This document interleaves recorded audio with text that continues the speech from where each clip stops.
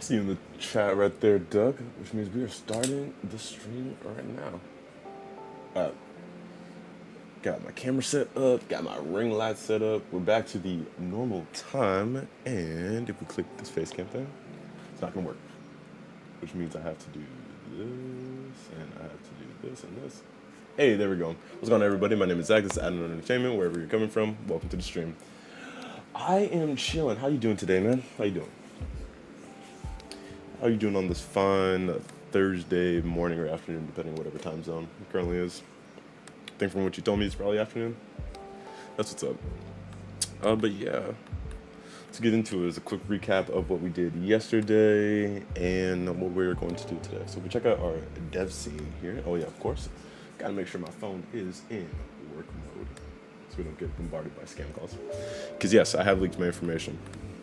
It's 2 p.m. Yeah, there we go. I have a feeling. All right. So yeah, what did we do yesterday? Quite a lot, actually. We finished up a good bit of our camera control, which I was actually pretty happy with. We added a zoom functionality for our guy here. Camera's a little insane to mess around with, but feels good to kind of play with. Got a little reset function there. And we have a little point and click system where we can just do that. So yeah, it's feeling pretty good. You're editing your sniping montage. Oh, snap, what game? I'm gonna be doing a little game today, actually. I wasn't 100% sure what I wanted to do. And I'm glad it's looking good. We're gonna, depending on what I actually set up for what we're gonna do today, let's check out our Notion board. Yeah, so we're working on the interaction system for the game. And we're just doing the setup for the highlight for the interaction system. So it's like if we get close enough to an object on a roadblock. Oh yeah, I forgot you're a Roblox guy. That's called Games Unite Testing Place. Maybe we'll play some Roblox today. In fact, let's take a peek at my Steam library, see what we got going on. Animal Well, make sure you have that on wish lists.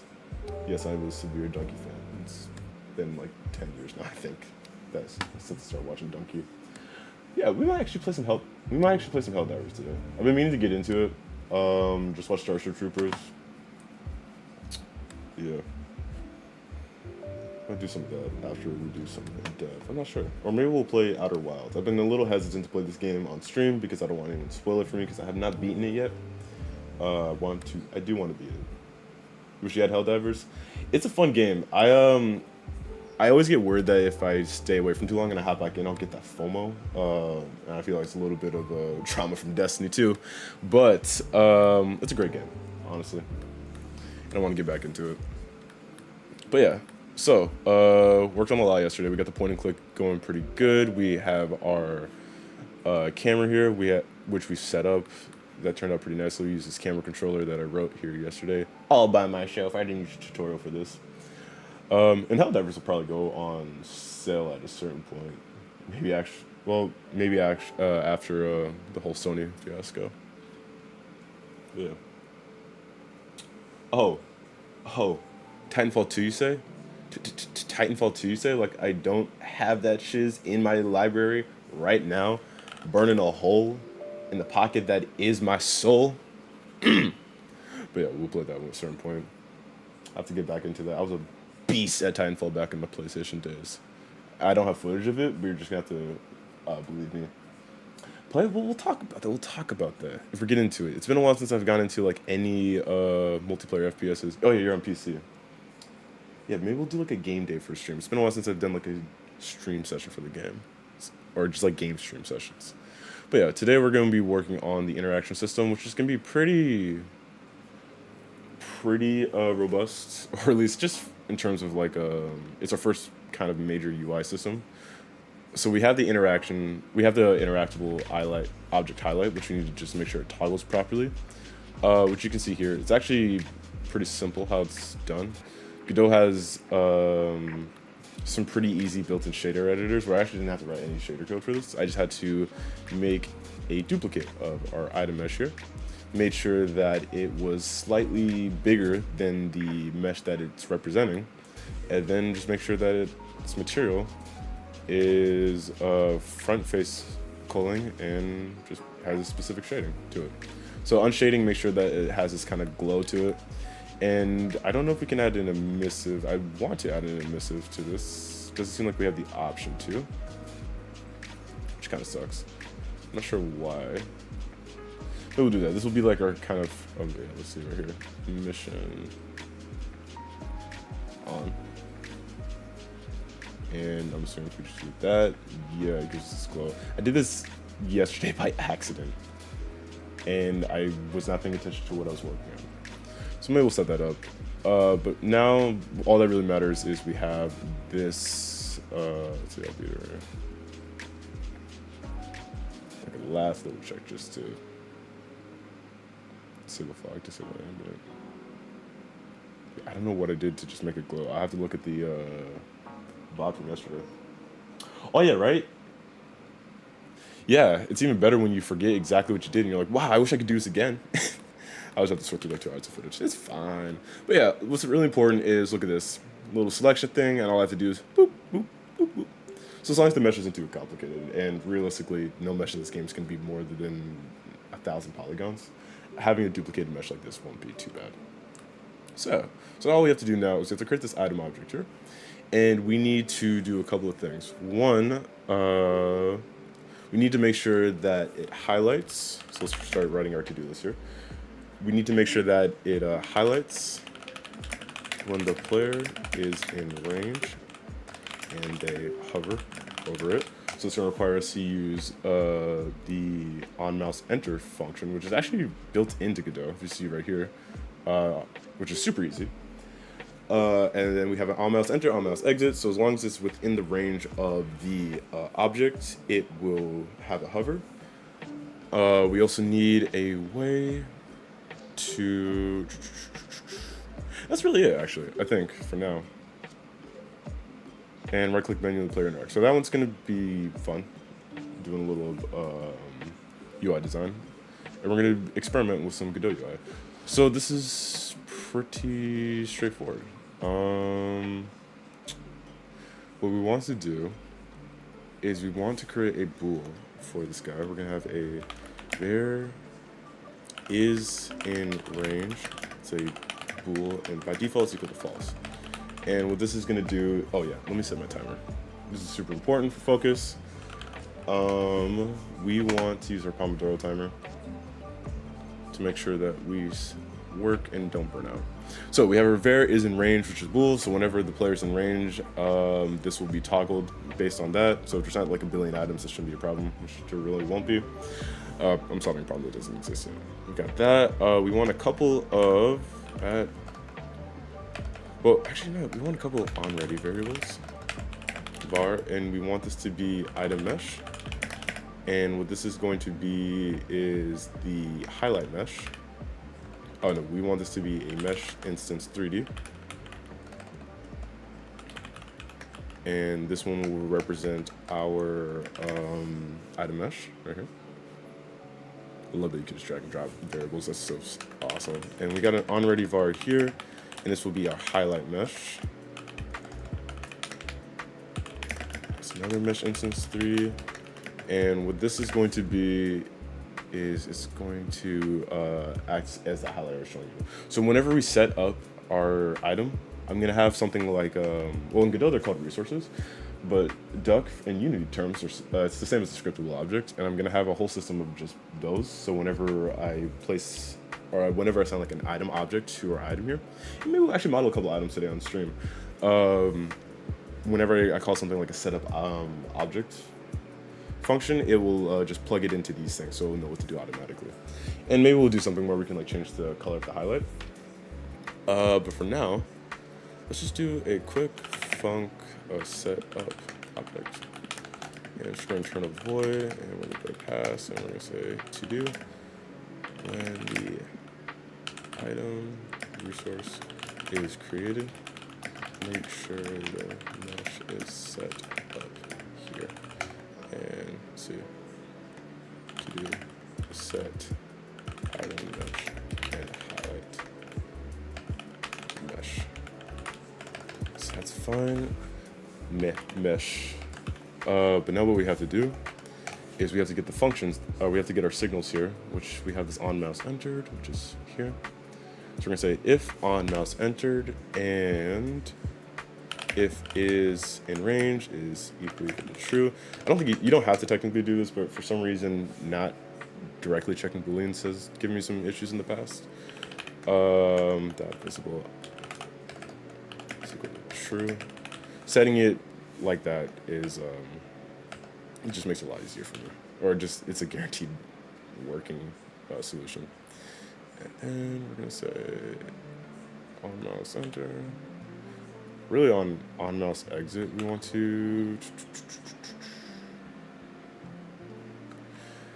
if in range is equal to true, we want to set the highlight mesh to false, visible being the false, so if the mouse isn't in there. And then also what we want to do is set,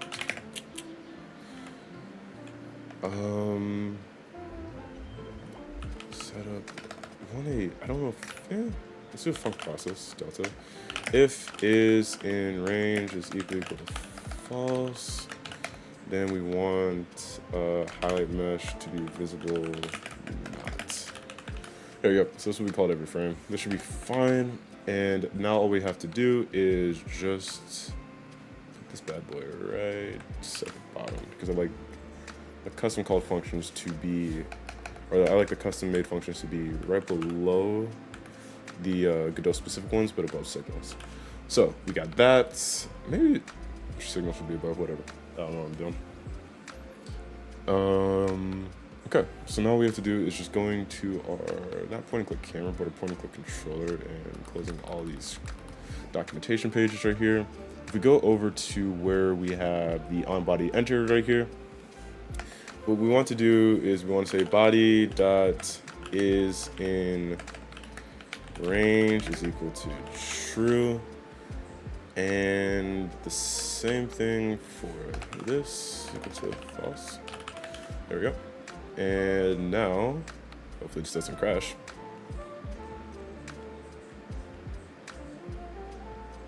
Okay. Is in range on item object with value type bool. Okay. Is that not what I call it? Is in range is equal to that. I should have read what that error was. I always do that whenever I screw up something, though. I'm like, what actually caused that error? There we go. Invalid set index is in range on base rigid by 3D item object with value type bool. Okay. I mean, I know what it is. It knows what it is, though. Okay. Maybe we can just directly cache this to an item object. Because this way it only, well, the interaction range shouldn't just straight up interact with item objects. It needs to interact with anything that's interactive with. So,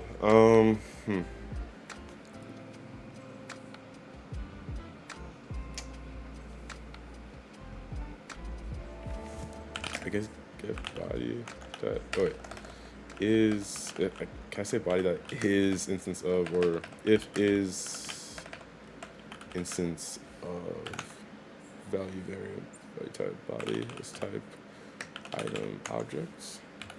There we go. Also working on a rhythm game for the biggest, whoa, dude. That's awesome. Yo, you're working on that in Unity? You're working on that in Roblox? Wait, hold on. Yeah, hold on. Give me the design layout of that. Rhythm games are tough. That's awesome, man. Print to body that is in range. Sure. Okay, let's try this out. And see if that fixes it, at least pretty kind of. Nice. Hey, Fogbound, welcome back to the stream. How you doing? That's pretty huge, Doug. What kind of music do you need? Oh, wait. Oh, sweet, it worked. Oh, wait, it worked, dude. Dude, it worked. Sweet. Oh, wait, and it's just not setting it out. It needs to be false. Cool. It's your friend's music made? Oh, the friend who you were helping with your random generation game? That friend? Oh, snap! Congrats! How is it? Like, ooh, okay, I don't want to ask too much information because it's a chat, but still, like, yo, dude, that's awesome. Gotcha. That's awesome, Duck. Look at you collaborating with people.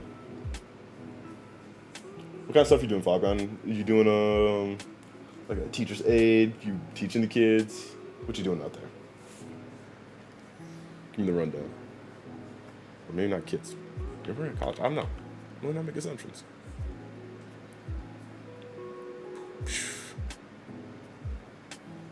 Damn, I'm so hyped that actually just straight up worked.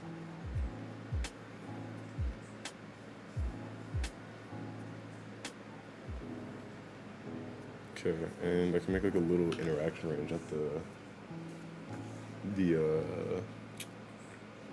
like the distance, or can I add like a little circle to show how far you can interact with?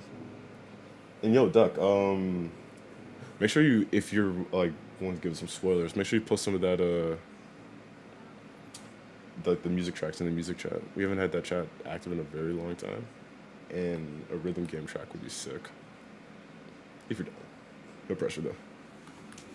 Alright, so for the final thing for my interaction ship, I'm just going to add a mesh instance 3D to that bad boy, and we're going to make it a torus mesh. There we go. And I know we can control the amount of rings we want for that, because that's way too high poly for what this actually has to be. Maybe that's fine, and ring segments is what we want to crank down, so it's like more like that. And inner radius, expand it. There we go. Okay, that's solid, and we can mess around with that. She's and work in the cafeteria as well. Oh, right on. Yo, Doug, congrats! I remember you were working on that. Oh, you said that in the chat. Dude, that's awesome. Congrats to both of you guys. That's some real progress. Good on both. Man, I need to catch up. Let's see. Oh, ring segments. Oh, cool. So cranking that down is what made it look like this. I think it's fine. Yeah, of course. Outer radius. Oh wait, dude, I'm so smart. All I have to do is just make it the exact same as this, which is 2.756. Yeah, good job, Mood, for making a even number. Outer radius needs to be 2.75. That's not quite right, actually. Weird. Oh, then the inner radius can be cranked up a little bit to maybe like 2.6, 2.5. That's better. That's about right. Oh yeah, it's just not all the way because it can't fill in that much. We can make that like maybe 2.6. There we go. I think that's good. And then for the material on our mesh instance range here, we're gonna call this like range indicator. Let's give it a quick material that is standard material. That let's see, transparency. We don't want any of that. Shading per pixel, we want it to be unshaded, nice. And for our albedo, make sure that we have transparency based on the alpha, then set it to, I think that's fine. And we just crank down the alpha a little bit, so you have like that kind of like fog of war effect. And cool, that should be all we need. And oh yeah, final thing to do. Take our range indicator, move it down to about there, so we can see where it's at, and about ground level's fine. There we go. And of course, because it's a white background, and I didn't think about that, we can't see what we have. Perfect. Okay, let's actually change the background. Let's make this. All right. No. Yeah, let's make the ground like some kind of stone color or something. I don't know. There you go. Material, quick load. Oh, we don't want a quick load material. We just want to create a custom one real quick. And we're gonna make you some random variation of that, maybe. I don't know. Oh, cool. I think that's pretty good actually. That contrast pretty solid. Yeah, look at that. Boom. Got a little bit of a little action going on here. So you can see with since I used a decal to show off where the cursor is, it kind of falls into the ground. So maybe we won't do that. There you go.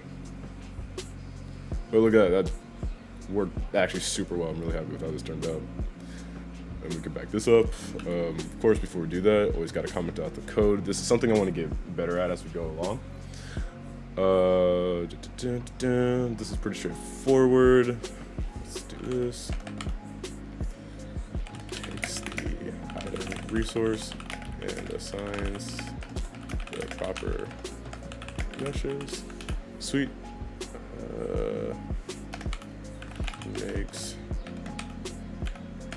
Make sure that the highlight disappears. Cool. I might not need this process delta right here. That's fine. Point and click controller. We don't need this anymore.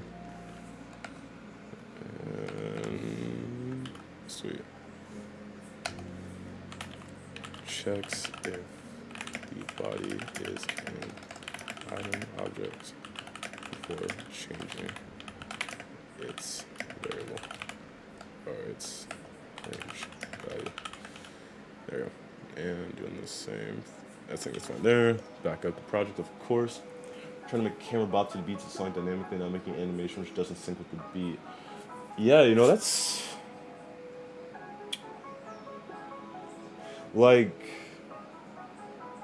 I don't know if something like that is stored on the like audio file itself, but what you could do is you could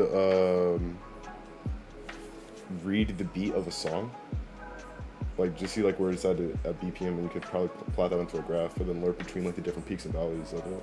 So something's at like 150 BPM, and let's say it's like 4/4 time. Here, wait, hold up. How much time we got left? I'll pause the timer here for this music example. And let me back up the project right here. Item, objects, now.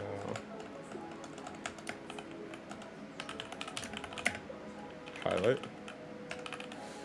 Let's see, player, and now hover over objects in range, and they will highlight. There we go. Like, here, if I have maybe I should have a music track. Let's quickly look at,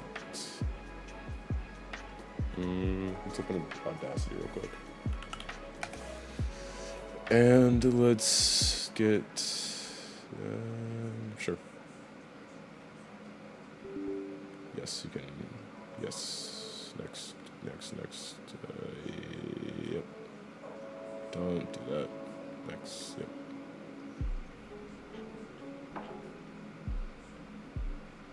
Yep. Good? Alright, there we go. Alright. So if we look at Audacity and I bring in a file from something, I should have a music file on my computer. Well, let's see. Coiled in 10.6. So for probably you want to, yeah, that's about it. Let's see what we got here. Install, anything in music? No.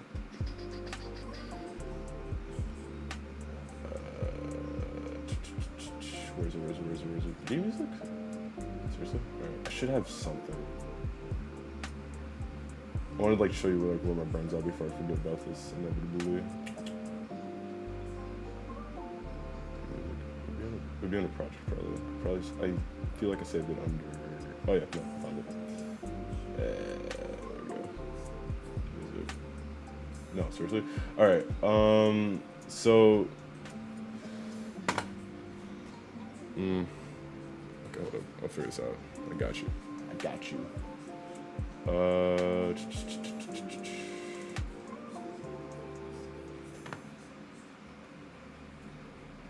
I should have an empty music folder, dude. That's crazy. Where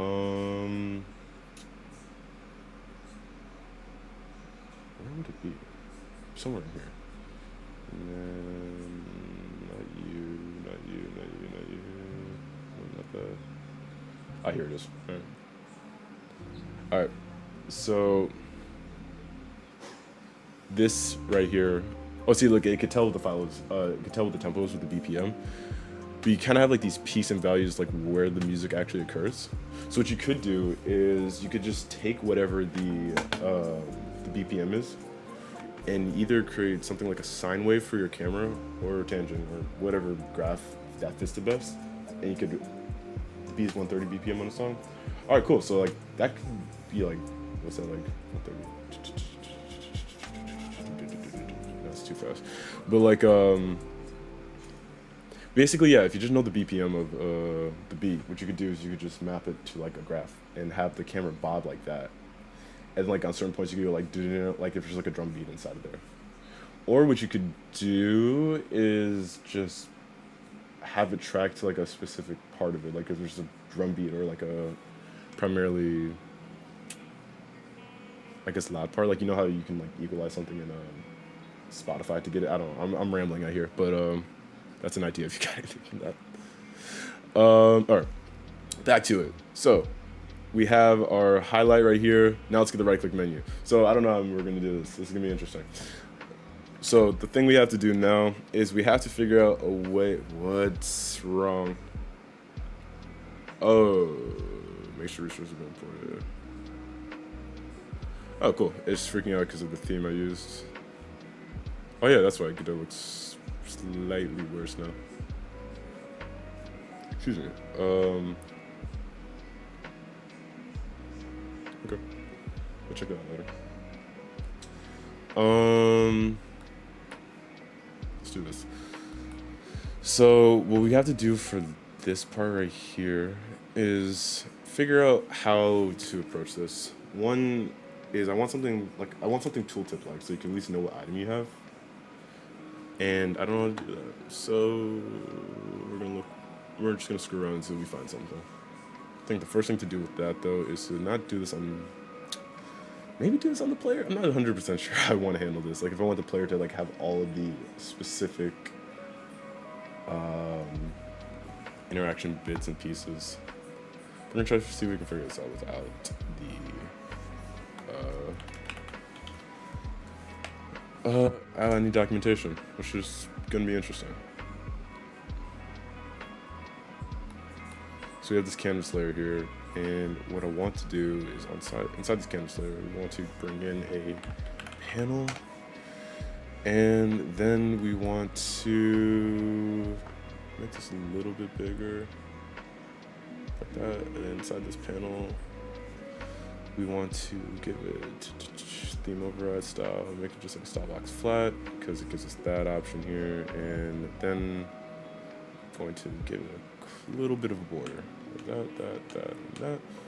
That seems to be our default borders for so many different things. We'll keep that as white, and then we'll keep the inside like that, so we have like a little something to work with there. And inside that panel, we're gonna add some text. So we need this to be a label, and we want the label to occupy the entirety of its space and say item, and this needs to be center, and theme override, font sizes, yoink.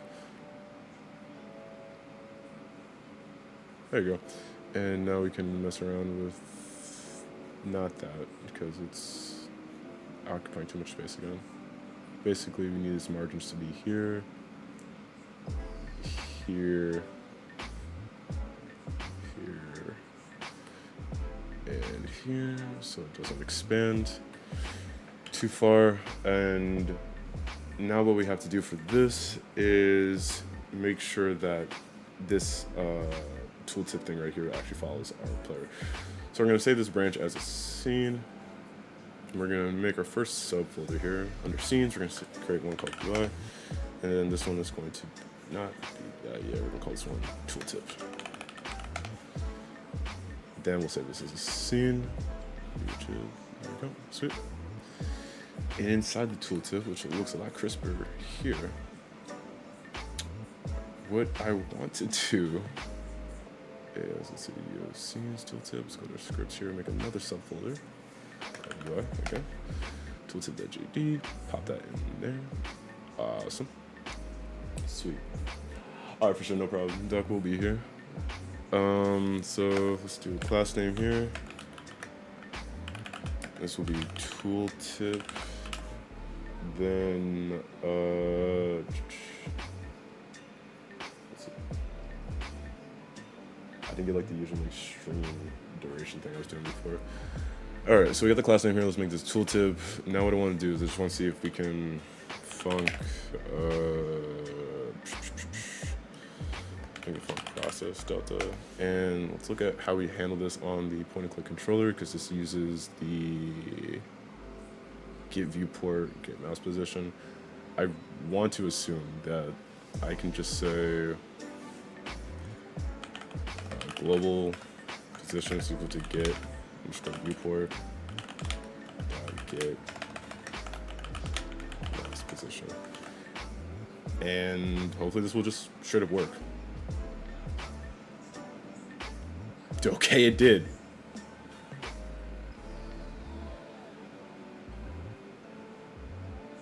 Huh. Then I didn't think that was gonna be easy. All right, that's cool. The next thing we have to do is just make sure it flips properly, like if it goes off screen. So, how do I lay out? Make a preset. What if I set this to top right? What's that do? No, just straight up does that. Thought that would at least do that.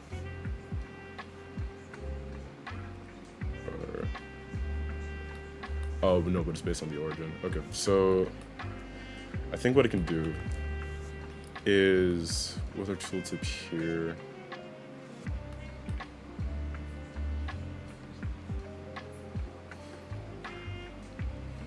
I could, this is pivot offset here. So what I could do is I could just get whatever the size of this is, take its pivot offset, and just set it to maybe whatever the other one is. So if I do that, it's over there. Okay. Now we just need to check to see if something's off screen. So I think I can actually do that. Could check if something is off screen. Got it. There you go.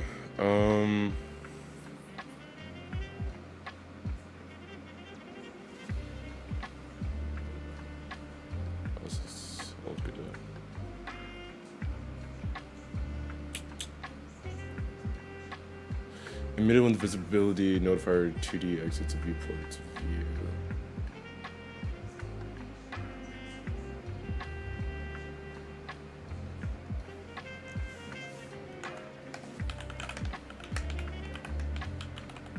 Do I still need to have the on-screen notifier thing for this?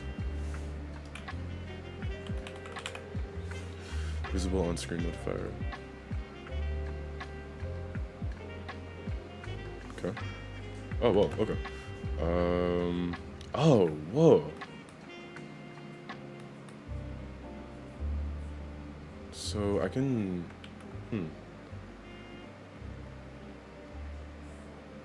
So I can make it like roughly halfway throughout the entire thing. I can be like, yo, if this is... Oh yeah, I don't know if you're still there, Fogbound. I might do a little Helldiver session later if you're down. Yeah. I watch Starship Troopers. I'm making that my entire personality now.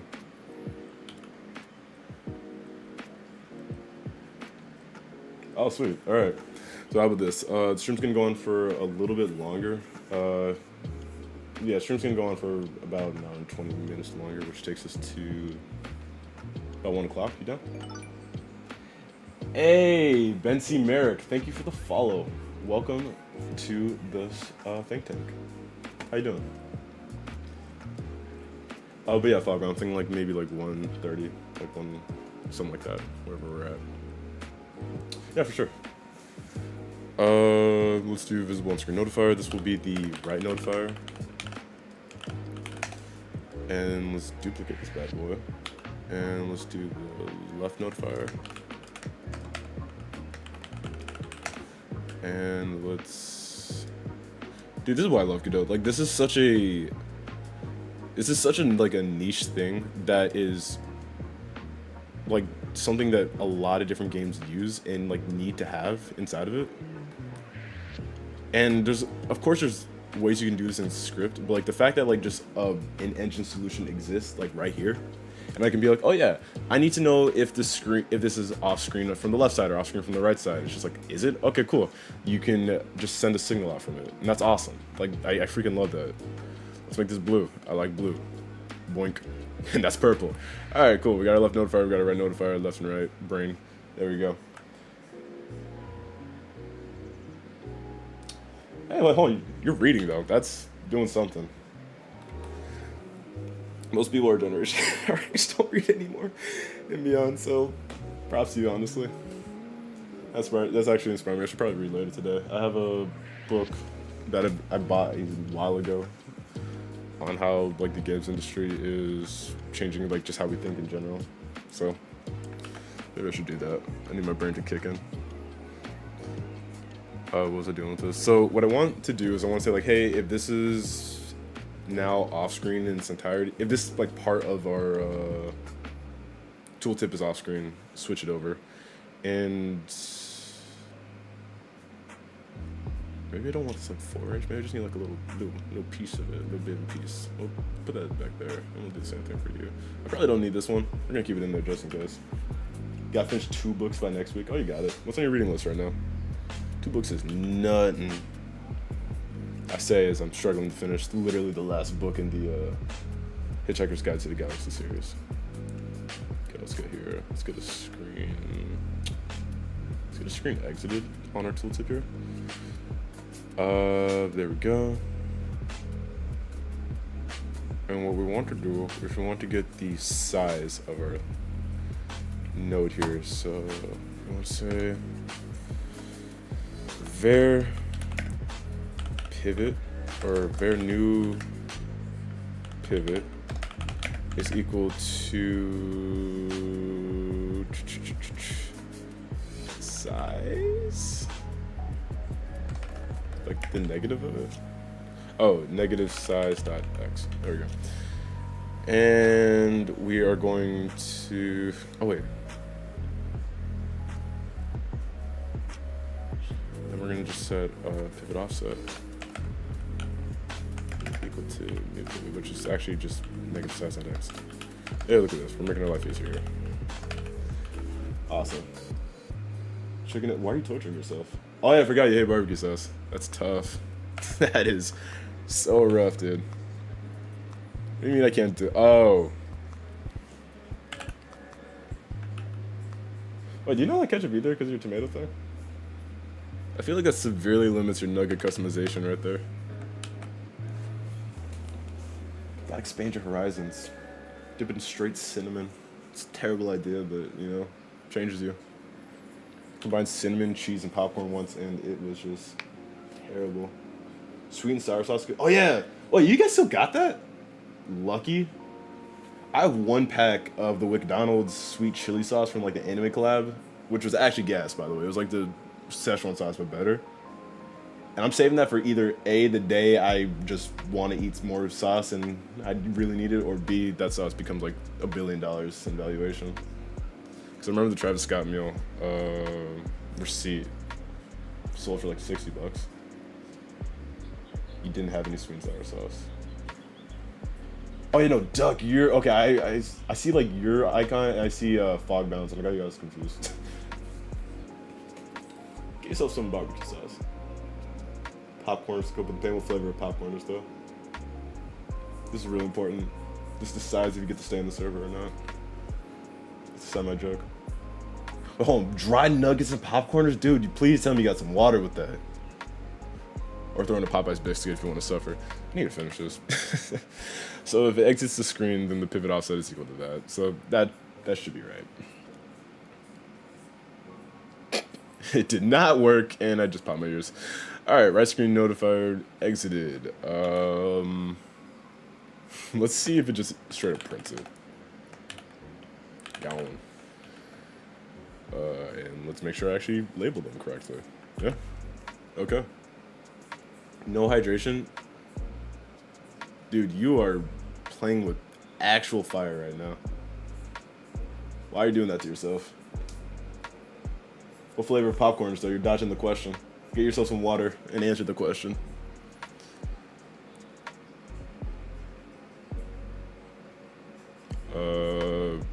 Pivot offset. It just needs to be. Wait. Ah, I'm a fool. I don't need to make it a negative. I just need to make it straight up what it is.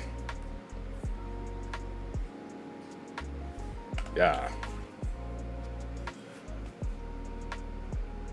Sorry, Animal, you're still dodging the question.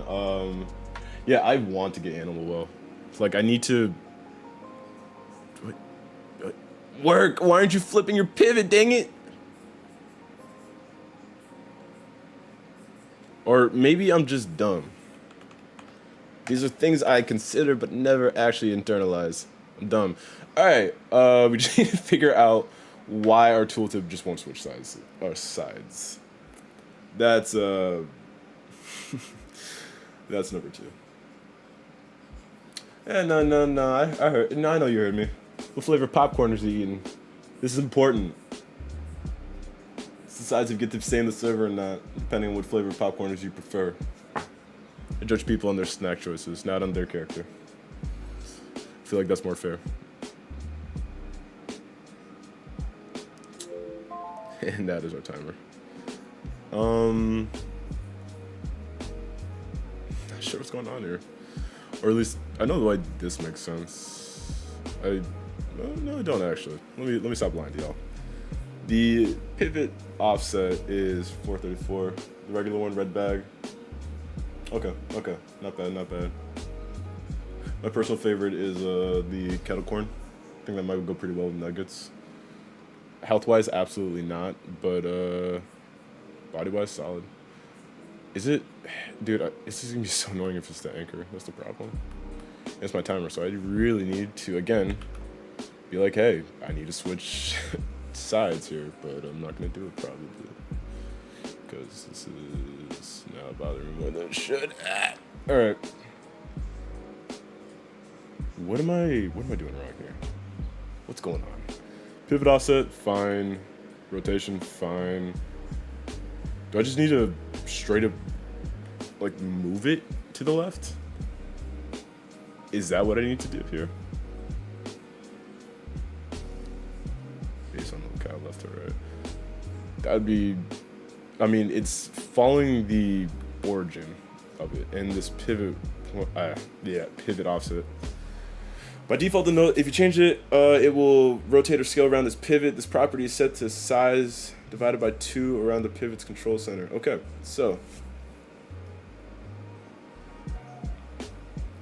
Feel like that should work. And this is the last one I'm gonna try before we go on our break. All flavors are good. Hold on, let me just verify that real quick.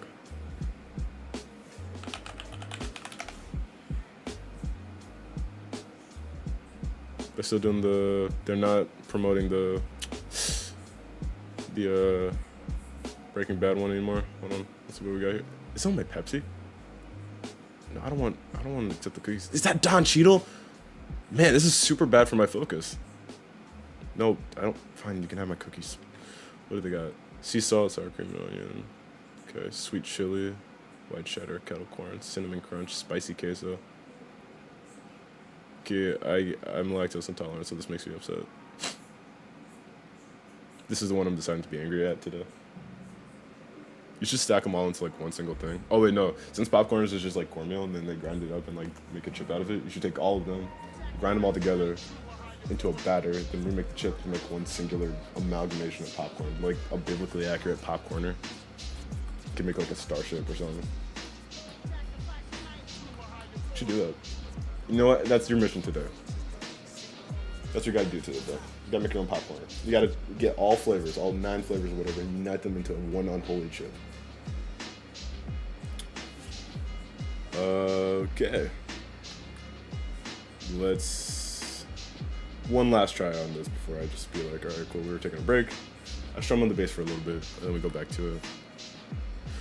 Or better yet, let's actually just go into break. Let's see. Work in progress tooltip. Follows mouse, but need to make it switch sides when off screen. There we go. Sweet. All right, let's switch it over to our break section like this. Cool. Gonna turn down the lo-fi just a tad, just a little bit. Don't worry, you guys are gonna hear the sick beats. There we go. But it's time to hear me strum on the bass badly, because it's been a minute since I practiced. Well, but I'm learning, as with a lot of things, if you don't overthink something, you actually do significantly better at that task. And I'm trying to be as good as Joe Dart, who is my bass guy. If you listen to Wolfpack, if you're into funk and you haven't listened to Wolfpack, listen to Wolfpack. They're good. It's a really good band.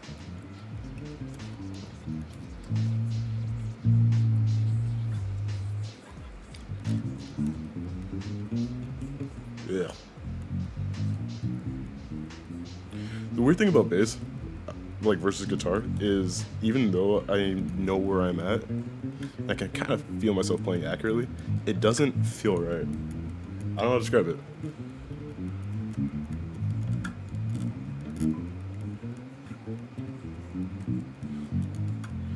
Like with guitar, like I just get like the fatigue from strumming, but like the bass I'm using 2 fingers, and that right there, by the way, is a gym accident. That like thing right there. Apparently calluses can do different colors, become multiple colors. It's great. don't know what to do about that though.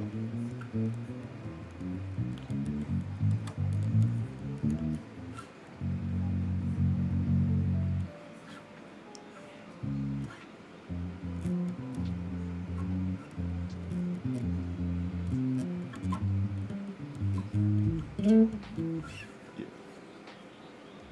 How y'all doing so far? We're at the almost the hour point of the stream. I don't know how that keeps happening.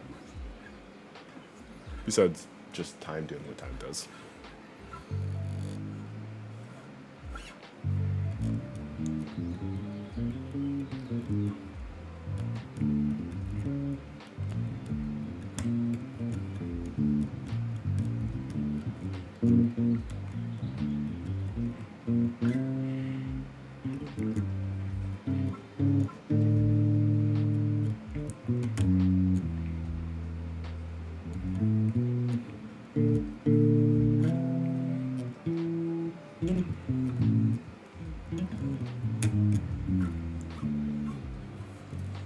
What's your guys' favorite bass line in the song if you have one? Give me something to learn. I keep adding stuff to like this massive bass playlist I have in my Spotify for just stuff to learn. And I've been noodling a lot lately, which is fun, but give me something. I want to learn something you guys want so I can like randomly do covers. Let's turn this into a music channel. Forget game development, we're dropping it. Game development is a hobby. Bass is the future. Look it, I accidentally dropped it on the street. This is a fun story. Look, see, people pay for this kind of damage. They pay thousands of dollars for this kind of damage. I did the shoes for free because I didn't zip up my bag. And when I put it on my bag, it went flying out and left a bunch of Fiesta red colored paint chips on the floor. But this is now technically a relic bass. So when I inevitably become the world's best bassist, this will now be worth a bajillion different things. Give me your favorite genres, y'all. No, honestly, I wasn't actually mad when this happened. Now I got a really good story out of it. And I could be like, yeah, this is like my favorite bass, and it literally has battle scars. Like me. I have a crap ton of battle scars. Like literally from, it's always this arm. They're good scars too. Like a lot of them are from just like, actually, a good chunk of them are from skating and cooking accidents now. Which is funny. Okay. Electronic instrumental, hit me with some stuff because I am thinking about getting a synth pedal for my bass. And if you haven't heard bass with synth pedal, it's freaking awesome.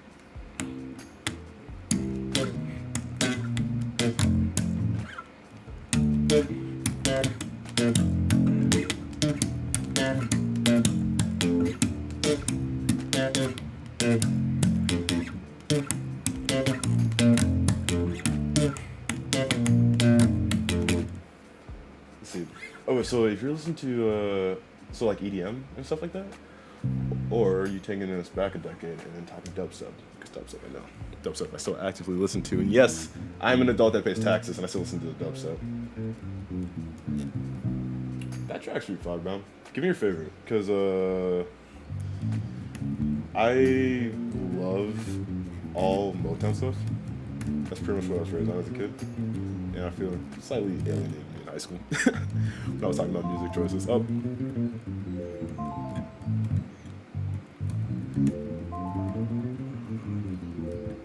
There we go. Michael Wyckoff. That sounds super familiar. Who that? No, I'm gonna make a Spotify playlist for the channel. They all can add on to.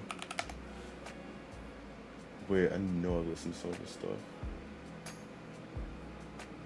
Oh, he's got a song called Art of Bass too. Or he's got an EP called the Art of Bass. Oh wait, he did the soundtrack for Duck Season? Oh shoot. That's awesome.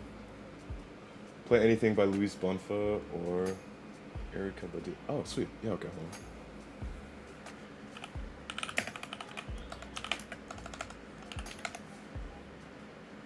See if I can figure out a bass line in real time.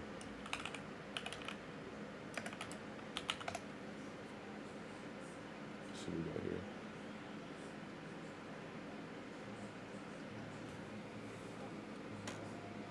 Okay, cool. Maybe that's all we're on the stream. Yeah, let's get back to the dev section. So, biggest... Oh! My bass just unplugged my headset. Cord didn't break though, which is awesome. That's happened before. It's a terrible experience. But back to the dev scene. Let's go back here. Get our 30-minute timer going. Doink. Alright, so the biggest problem is we're just not getting this pivot thing to happen. I'm not sure why it's not happening. Because what I don't want to flip the scale of the entire thing.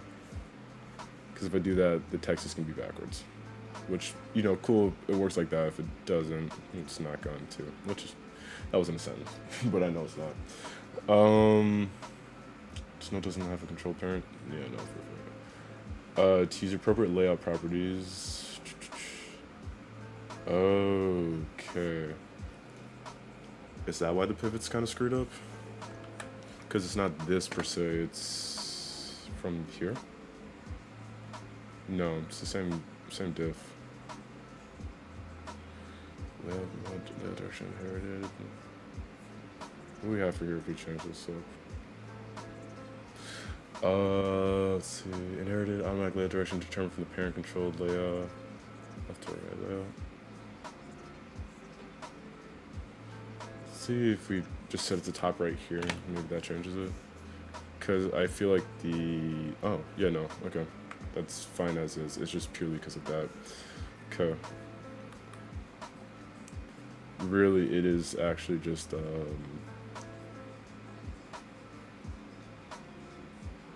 see, it could be position or it could be pivot offset that we need to change.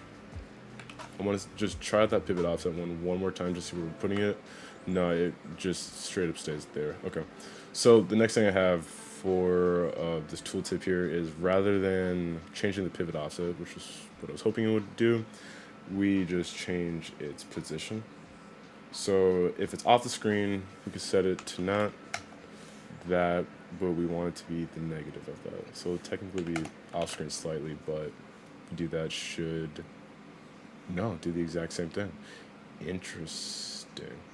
Okay. So here's another stupid idea. Because I don't know why this won't work. But what I could do is I could just invert the text and the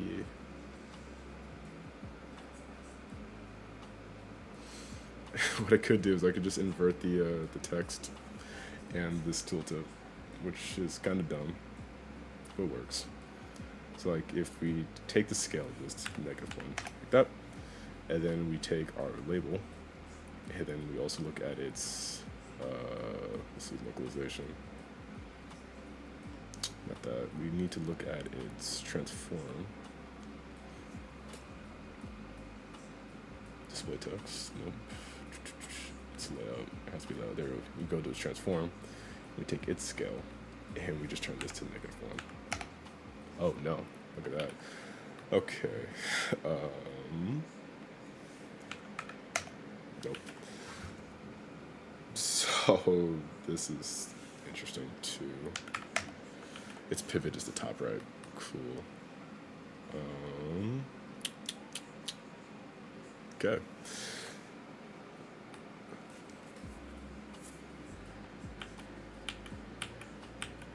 Oh, where'd you go?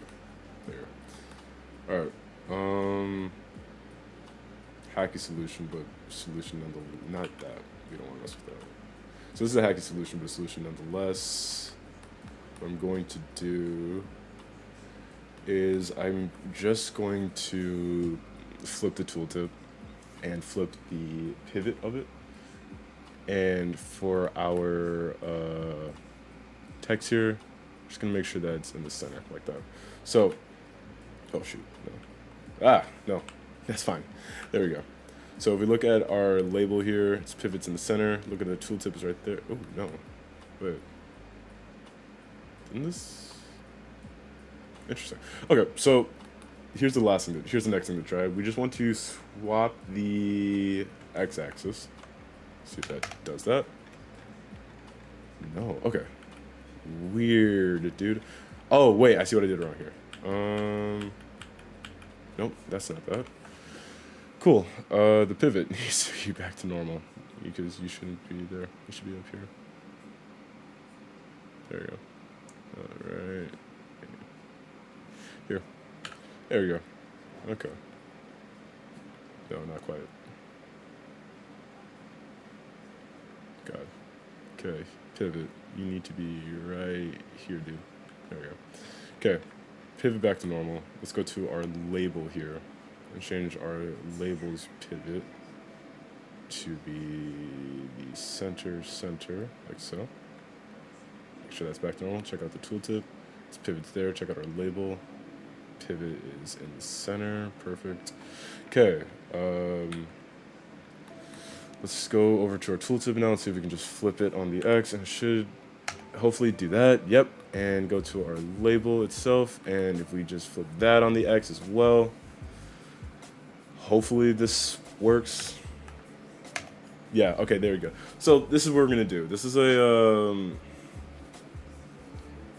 this is dumb, but it works. Basically, we just need to change the scale of both the tooltip and the label to -1 when it goes off screen. So rather than doing this, we're gonna say if the right notifier has gone off screen, we need to take our tooltip and we need to take our label. So we're gonna say scale.x is equal to -1. And then we have this label right here, and we're gonna set that scale.x is also equal to -1. And hopefully this works. So it's like we're going like this, and it's off screen. Dude. Okay. Wait, I should have, before I even did all of this, I should have just checked to see if it actually does anything. And if not, that's fine. I can't believe this one's the biggest challenge. That's the funny thing about all of this.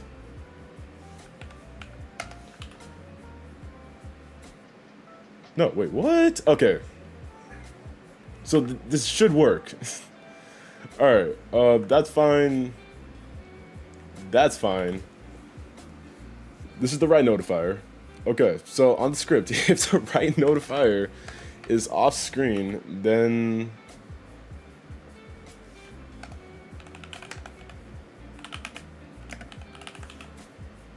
should be right. Oh, wait, now this isn't even triggering. Okay. Oh, yeah, because look at this. The signal got disconnected. Wait a second. How long has the signal not been connected?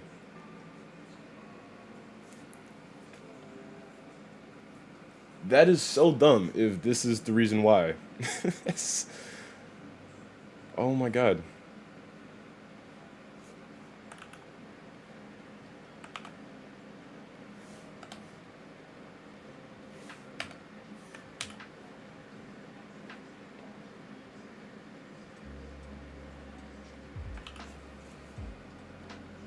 I'm gonna hold on. I'm really pissed that that was the reason why.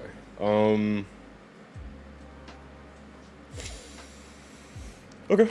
Let's set pivot offset dot x is equal to size dot x, and let's just see if that fixes it.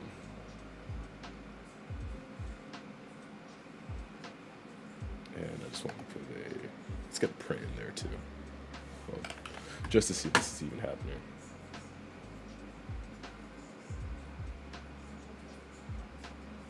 This is on screen entered. Okay, that's my problem too. This is the wrong signal. Disconnect. Screen exited. Okay. Last thing to do. And if this doesn't work, we're gonna do the hacking solution because we just need to get something done. Okay, that's fine. That doesn't work. So do that. Just go back to here.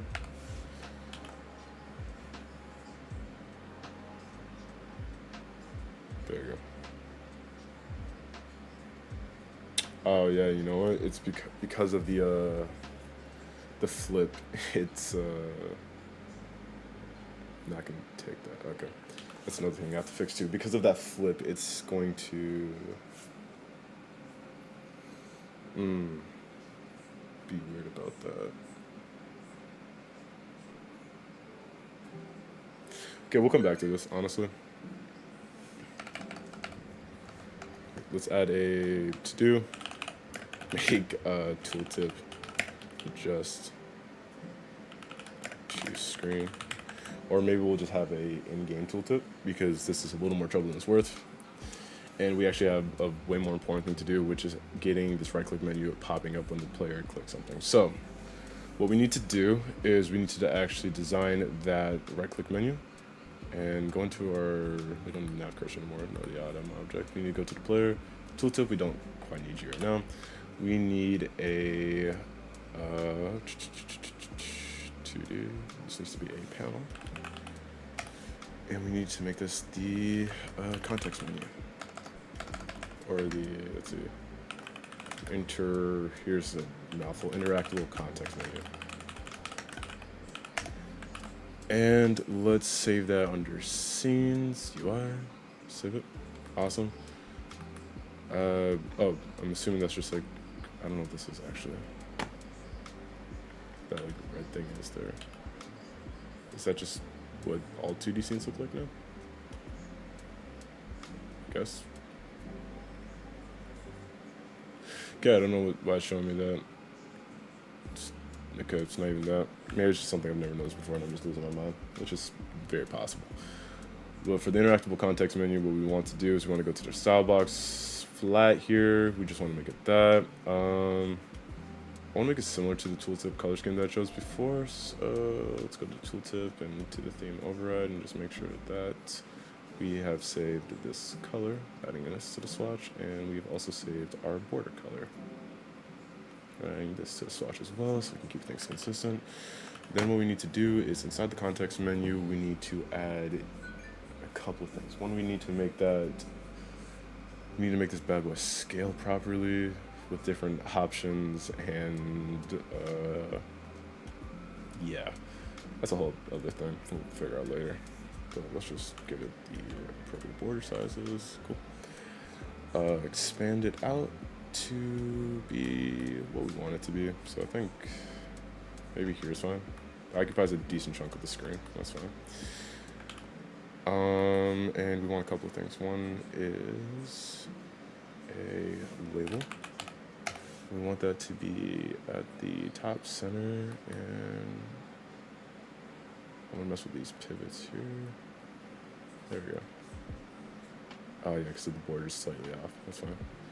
Go about here and about here, and we'll say this is the item name. And make sure that it is center and center, like that. Hopefully the text will be a little crisper as we go through it. The next thing we want to do is we want a list of clickable objects when we have this. So let's go here and let's see what we got access to in the control node.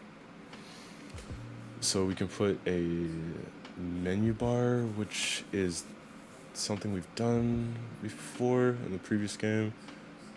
We have a hierarchical tree, which is interesting. We don't quite need that. Item list. Vertical list of selectable items with one or multiple columns. This might be something we want, because we need something like that, but just for buttons. So yeah, let's see. Yeah, let's see if item list is what we need, and we'll set that to be the center, and to have it be full rect. I don't want it to be full rect in its entirety. I want it to occupy about there, there, and there, and then I'm hoping, select my symbol, we can add in some buttons to this, and we can make the buttons full rect like that. It could be like high. And then for the theme override, styles, yeah, it's not quite what I want. Let's just font color. Okay, so this is for fonts. Oh, wait, this is okay. Normal heavy pressed. Let's get a new style box file for that. There we go. And we will make this, just that color's fine now actually. So we got this one, we'll set it to, just say option or something like that. And we'll duplicate U a couple times. And then for the item list, like not single, items. Oh. Oh, wait, this is different than what I thought it would be.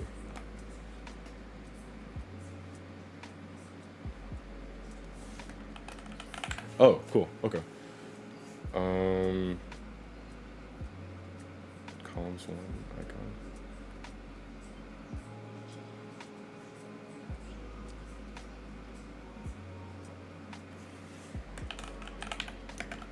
Oh, cool.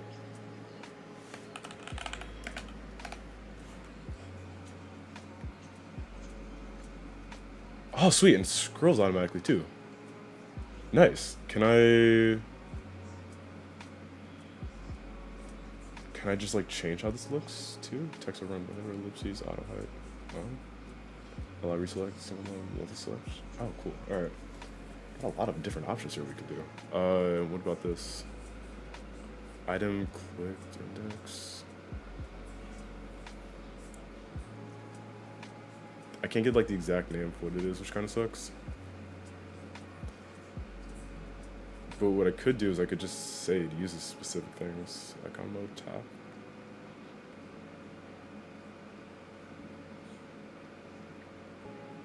Okay. And do we have like some hover options here too? Like if I was to just, listen, all right. So if I was to just go into our scene here, we're looking at our player, we go to our canvas and we add in scenes. Oh, this favorite. Go to UI and then let's add in the tooltip is hidden. Let's add in our interactable context menu here. And just see what that does, or what that looks like. Oh, cool.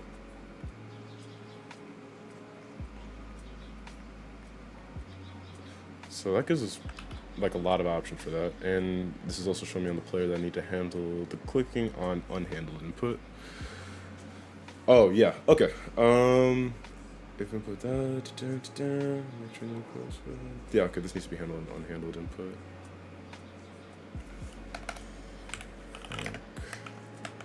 Unhandled input event.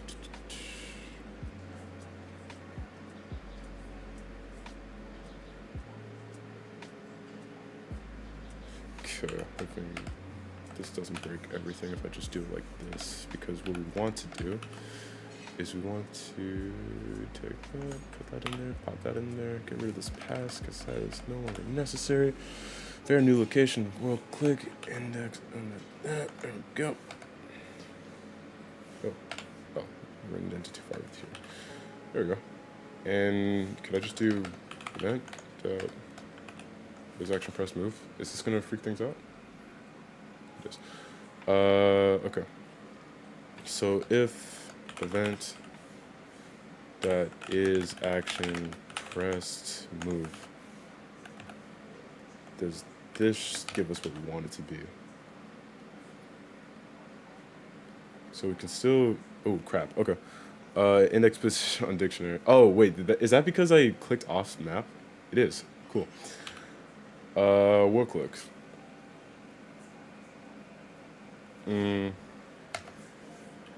If, let's see.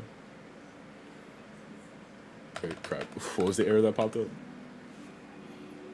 There you go. Invalid index position. All right, cool. If, result.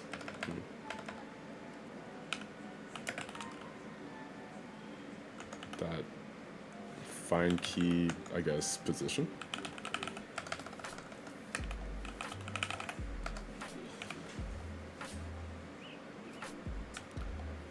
Equals null. Return global position. Okay, let's see if that works. So if like we click. Okay, Um. Oh yeah. Okay, no, it's just a problem.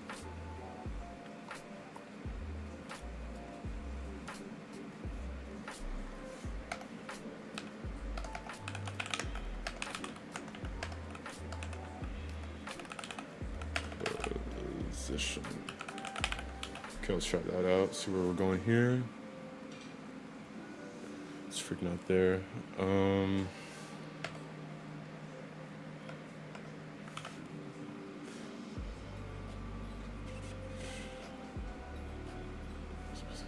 Base dictionary.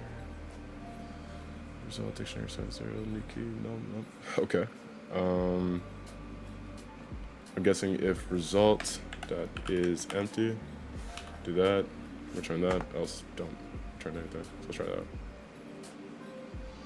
There we go. That fixes that. Does nothing if the player doesn't click on a navigable surface. I think that's a real word. I don't know what it is. All right.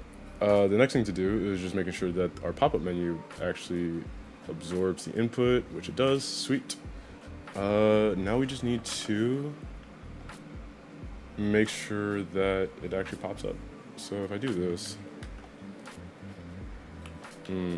so this is going to be an interesting one, which is making sure that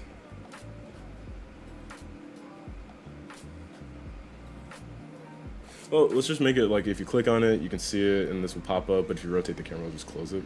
We're gonna do it that way. And you need to be a child of that. There we go.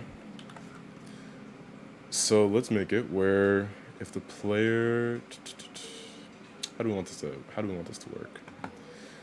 We need it so whenever the player clicks on an object that's like an interactable object, this pop-up menu will pop up and will be populated. This is so many P's. The menu will pop up and be populated with options that correspond with whatever it has to do. So since nothing really exists yet, all you have to do is just say, hey, this player just interacted with this thing, here's this menu, and yeah, we'll just do it like that.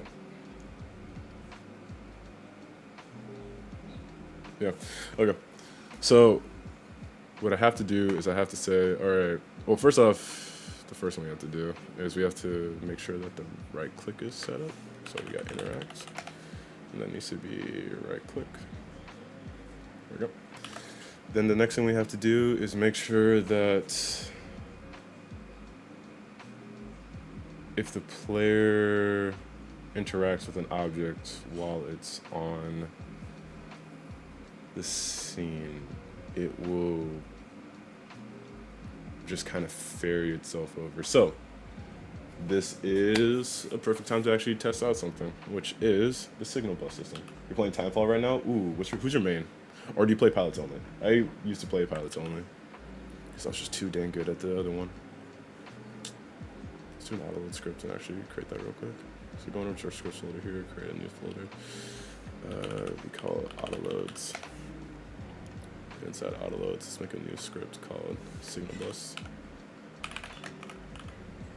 Is that what I call scripts? Yeah, that's what I call scripts. Oh, wait, these are named differently. Yeah, I was inconsistent in my naming conventions. Let's go, dude. Okay. Class name signal bus. And we can go to project settings and just make sure that we scripts, auto loads, signal bus. Got it.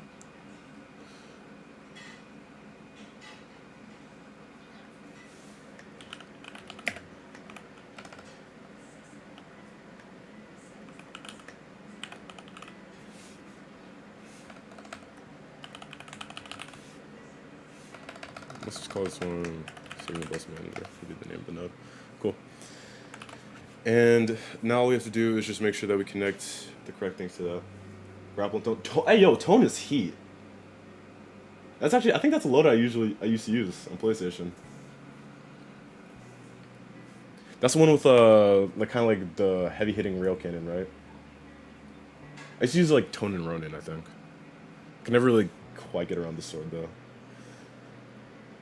Or the one that, like, I also use the pilot to, like, phase in and out of reality, which is probably why I mained whoever that was in Apex for a minute. Alright, so for the signal bus, the way we're going to do this is we're going to say, alright, the player has right-clicked on an object. Viper, it's been a minute since I played Titanfall. I don't remember who Viper is exactly.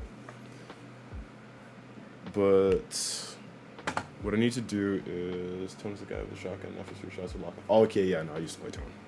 That's exactly what I used to play. The second you said lock on, any form of auto aim, I would have taken that.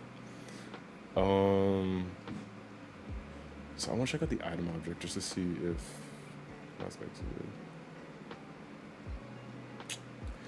So what I could say is, like, if the highlight is active and the player clicked on this object, do that, which is actually probably exactly what I'm going to do.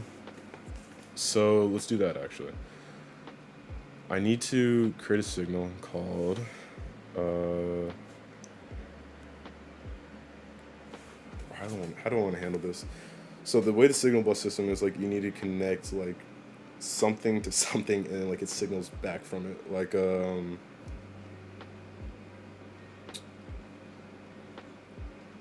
think the way we need this, we need a signal called object interact, and this will be called from here. And then what we need to do is we need, and it needs to just, like, pass through, like, a node as its argument. Then let's go over to the player, the point and click controller here.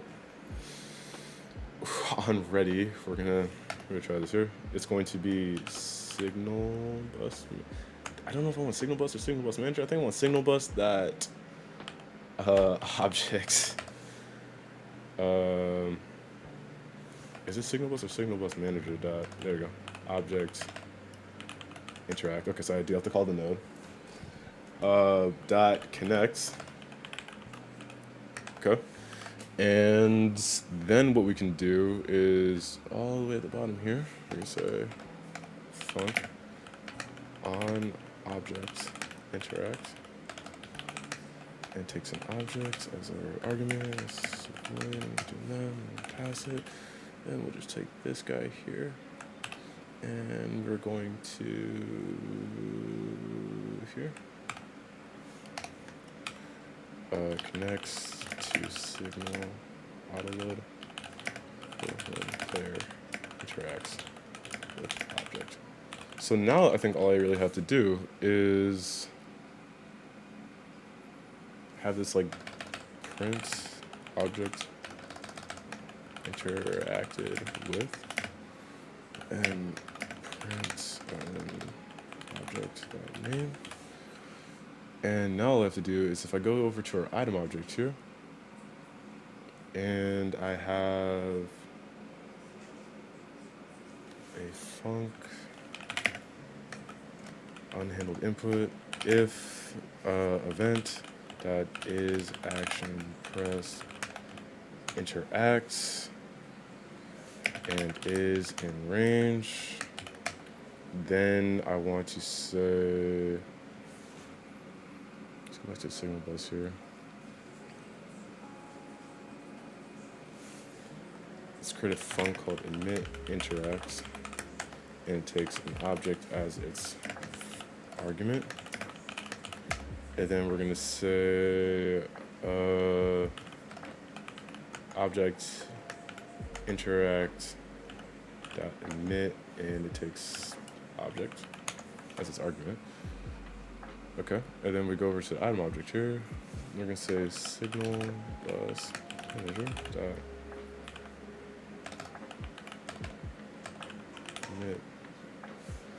emit interact. I should call this emit object interact. Object interact, and then we go over to signal bus and we just do the same thing here. So we have our little thing there, and it takes an argument. I'm just passing self. Okay, so if this works, this is super cool, and we got a new thing in our tool set. But we can go over to, oh, look at that. If the camera's kind of weird if I do that now. So rotate to left, rotate right. Go over here. Dude, it worked. That took 30 minutes. Oh my god. All right. That's awesome though. Let's back this up. And it gives me time to get some water too. Added signal bus for object interaction. When the player clicks on an object, it tells an autoload to emit an interact signal, which the player receives. Sweet, that makes my life super easy now, actually. Because instead of like bouncing between like wherever the objects exist on like a node and like having to go through a whole parent like hierarchy, all I have to do is just be like, hey, this exists, and just send this off, and then dude, that is so cool actually. And it makes my code way cleaner than it would ever be. And now all I have to do is just make it whenever the player does interact with that, it brings up our context menu and just populates it with what we need it to be. All right, I'm gonna be right back. I'm gonna grab a quick cup of water. Always remember to hydrate. And yeah, we're just gonna keep going. We got about 30 minutes left in the stream, or 30 minutes to an hour left in the stream, depending on how far we go.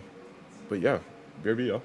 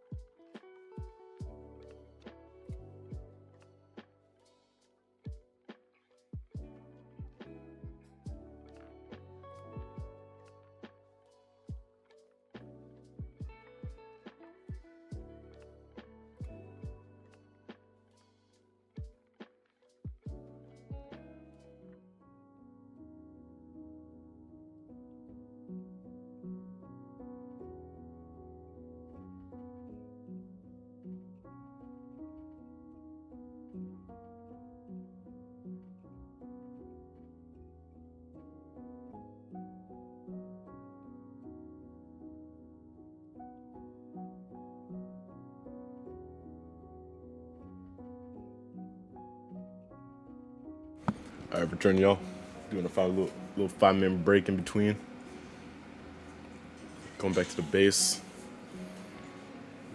Back to basics. Got to get a pun in there. It existed. I need to make sure everyone else knew it too. Yeah, but so far so good. Signal bus is kind of insane. That was really easy to implement. But Godot makes it super easy to make singletons.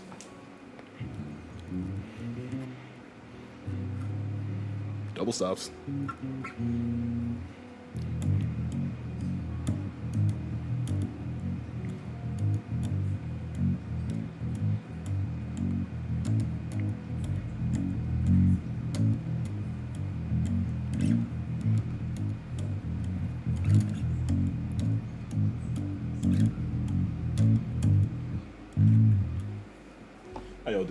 doing a little check-in right here. You guys are still with me? It's been a good hour and a half of whatever we do on this show.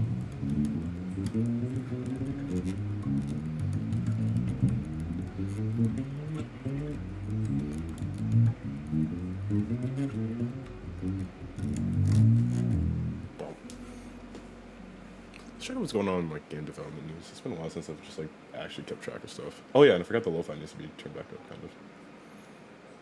There we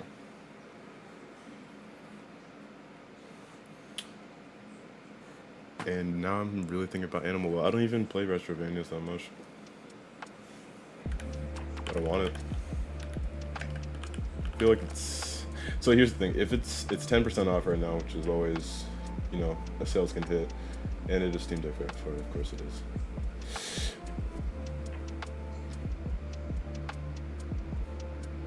I really want to play. I shouldn't play, but I really want to.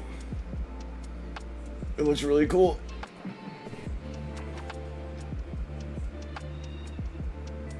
And it's published by Big Mode. Oh, they got 2 games now.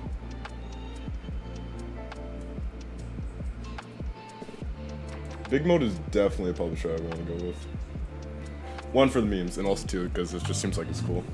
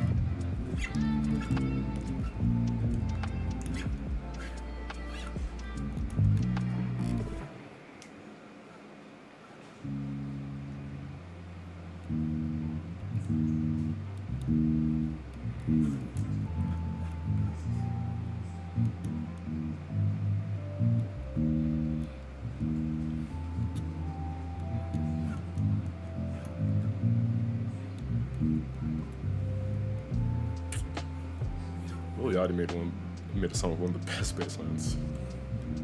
Drive me crazy if you guys haven't listened to it. The extended version on YouTube is the best one, I think.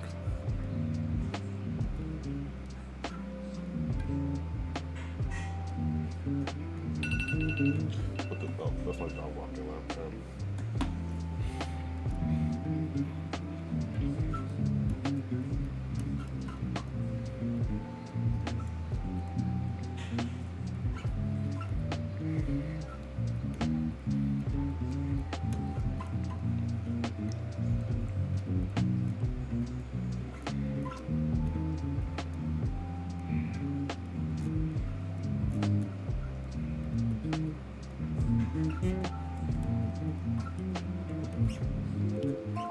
Perfect timing. Alright. Since I don't want to be a little bit late for my dog and make him stay inside. Oh, you gotta head out? For sure, Duck. Thanks for joining the stream. Thanks for being the first person in the chat again. It's good to see you, man. I'm looking forward to seeing the rest of your,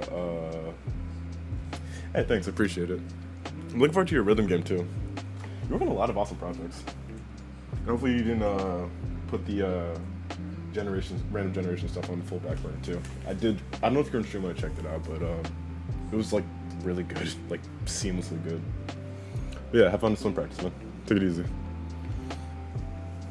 Alright, the last thing we have to do for this is just making sure the context menu pops up accordingly, which we set up with our signal bus. So we can go to Alright, sounds good, man. Take it easy. Let's do this. So all we have to do now is just make sure that we have a reference to our interactable context menu. We can just do that here.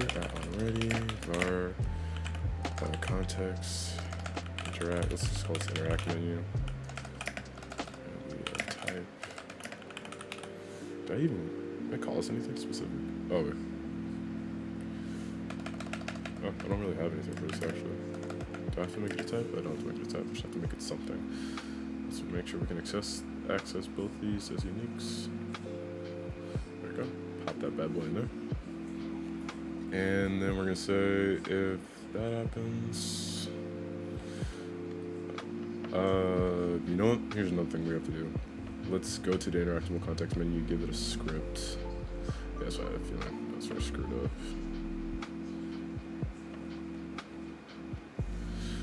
Just make sure that we have class interact. There we go. Let's get a func change name. Or let's get a func change menu title. Takes a title as a string argument, returns void, and all it does is it's going to take our interactable context menu guy here. It's going to take our label as an argument. You see dot text is equal to title. Okay. And then for our point and click controller here, or yeah, point and click controllers, which is what we want to mess with. We can now turn this interactable menu to interact menu. We should do that.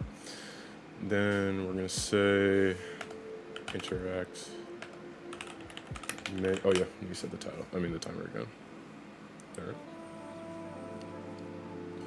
We set interact menu dot change menu title to the object dot name. There we go.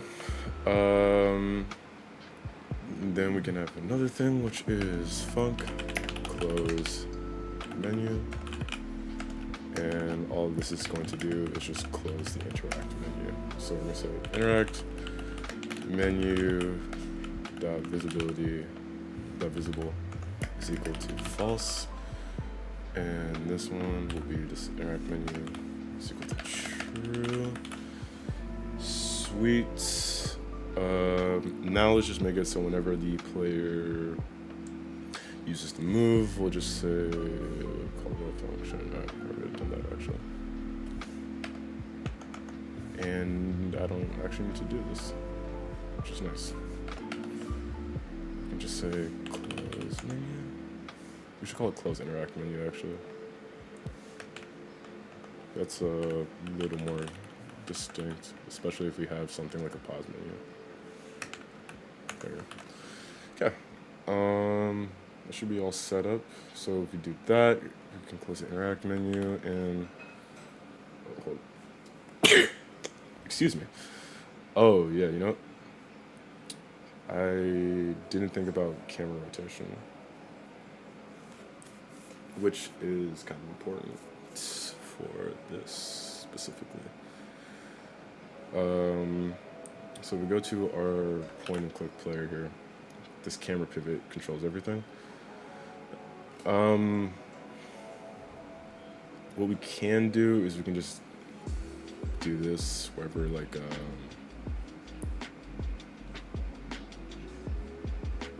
wherever any of this literally happens, we just close it. And this is definitely a hack. So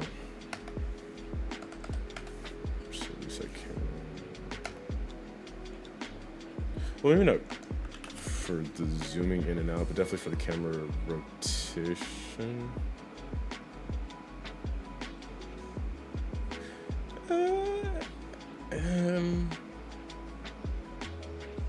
Nah, actually, let's just make it for moving, because like if it's out of range, then the thing should close. So let's try that out actually. There we go. Rotate the camera here.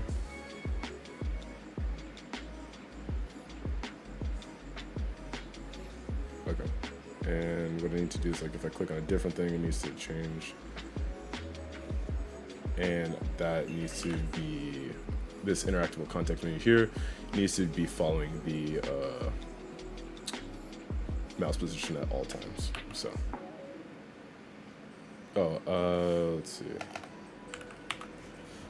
Say if visible.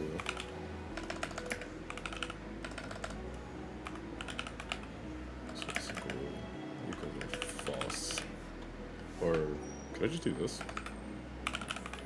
Should be able to do this. Do that.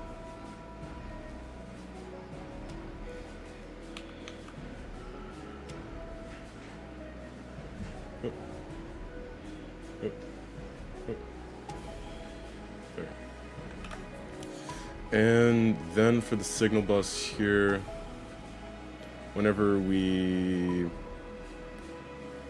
do this where we change the menu title name, let's say we just do close interact menu and we just run it again. So like if this does happen, and by default it should be hidden.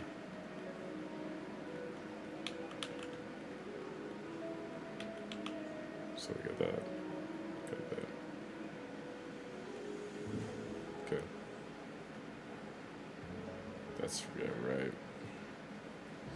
Problem is now if we right click, it's just not happening.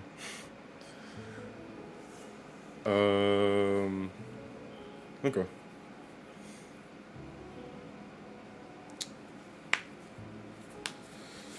So let's set it to maybe. Oh wait, why do I shouldn't have this actually. This I shouldn't have this on the interact context menu.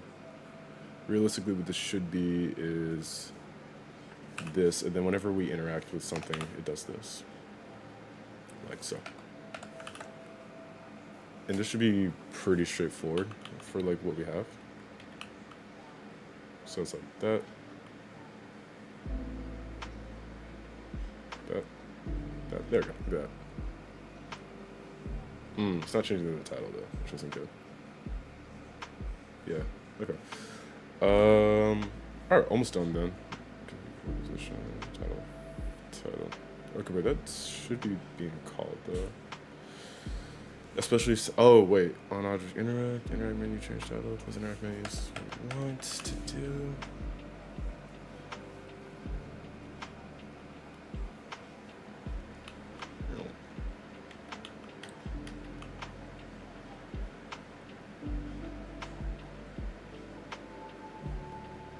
We're so close.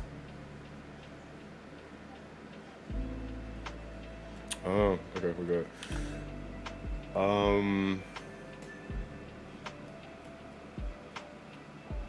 Oh, I see what's wrong now.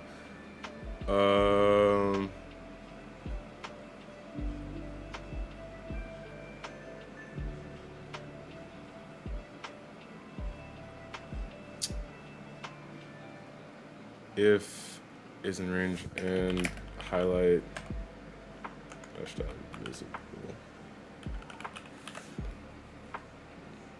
That might be it. Which should be kind of a dumb fix, but yeah, that was it. That's funny.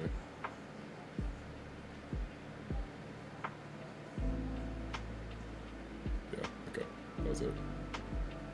Okay. There we go. We got our context menu working. And I didn't even see how I felt about the zooming in and out with the menu. So it's we got that.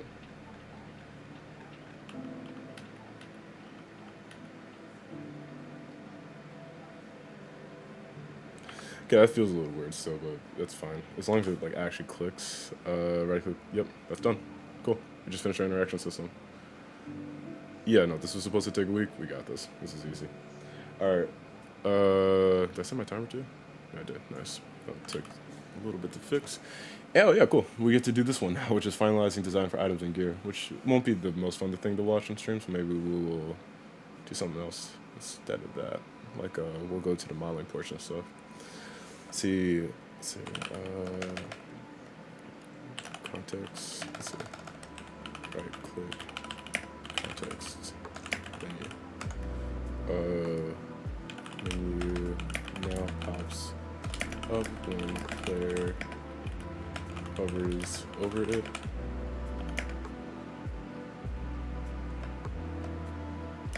Item and right clicks.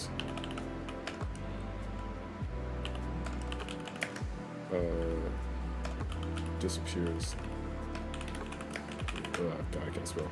Disappears when player moves again.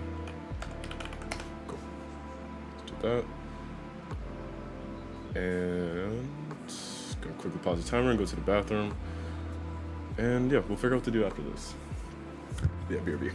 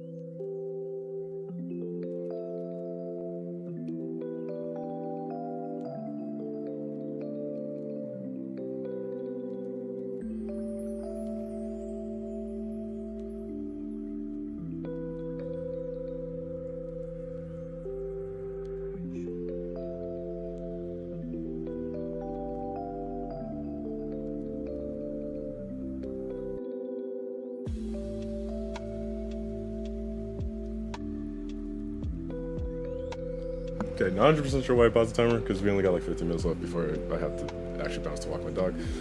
But yeah, the last thing for this sprint is to just figure out how items will be structured for gameplay, how players will be able to store items in inventory, and to create a design page to finalize the details. So this is an interesting one, and yeah, you know, screw it. The whole point of the stream is to just, like, the whole point of streaming is to just actually do development. So we're gonna do some of that.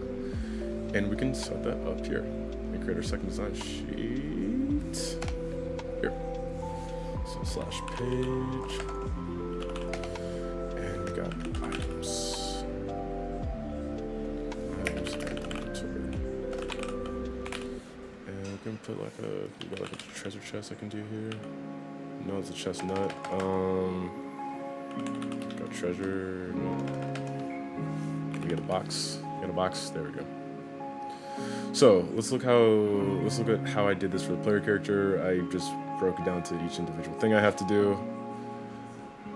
We have actually just finished this to the majority of it. This part is for when we start adding more guys, but realistically this is done here. Now what we have to do is just design items and inventory. So how do we want to handle this? The items have to be designed in a way where, well, right now we're not even designing like how the items work per se. It's more just, oh, I forgot how to open things in like a different tab. I don't know if I can just do that from here. Open in a new tab. Do that, or better yet, I can do the same right here, open side peek. That's what we want. So we want to just basically figure out how to store items and like how we want them to be structured. I know that I want to go with a gear-based system for leveling, because I think that would kind of, that forces players to progress in a way that I think is interesting, where they have to like min-max gear in a way where like they lose stats, losing abilities on like certain parts of their skill tree, but like also allows them to just like make ridiculous builds.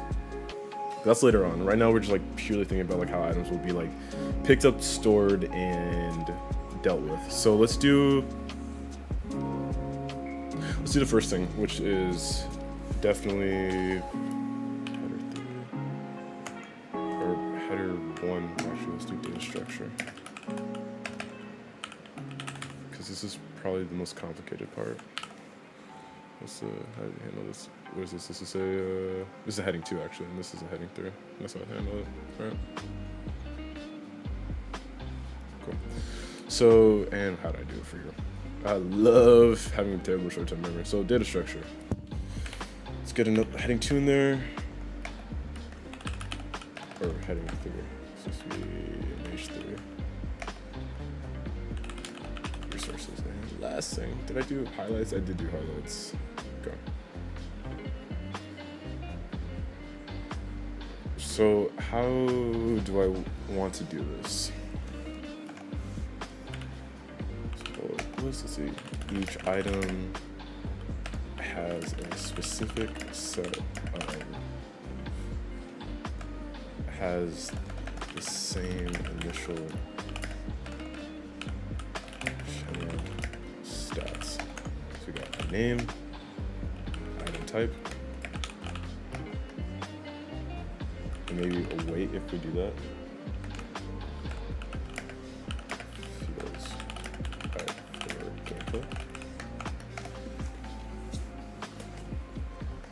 And mesh.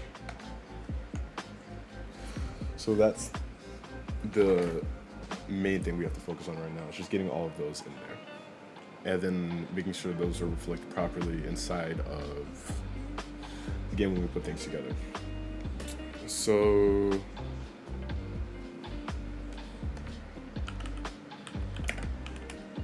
we got item types. So we got like gear, potions maybe, quest items, etc. And this is how our inventory will be sorted out into like maybe different tabs. We'll do like a similar system to maybe Potato Game, because Potato Game has the same aesthetic, just kind of roughed out because I didn't really fully use Godot's. Well, I didn't leave the Godot really to make the UI for that game. So here we're going to do a lot more customization, actually really delve into that. And then weight class is fine. I think for there. Hey, Eva 69 Colessa. Let me not forget the best number in existence. How you doing? I'm doing pretty well. Thanks for asking. Welcome to the stream. You have caught us at the kind of quote-unquote boring part where we're doing design rather than development. Or at least that's what I put it on my sprint. I'm actually trying to be a good developer. Hey, okay, what you working on? Or you're good too. All right, sorry, chat delay. So for this is fine. And I think all we need to do is just like really establish like what the pros and cons for this. Pros. In engine tools. Easy to implement.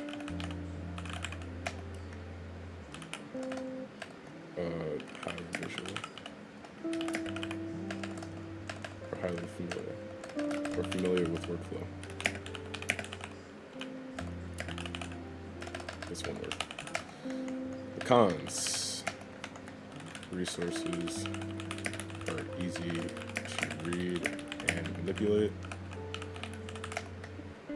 Allows players to cheat if they really want to.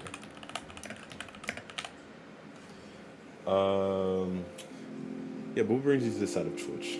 The development side of Twitch.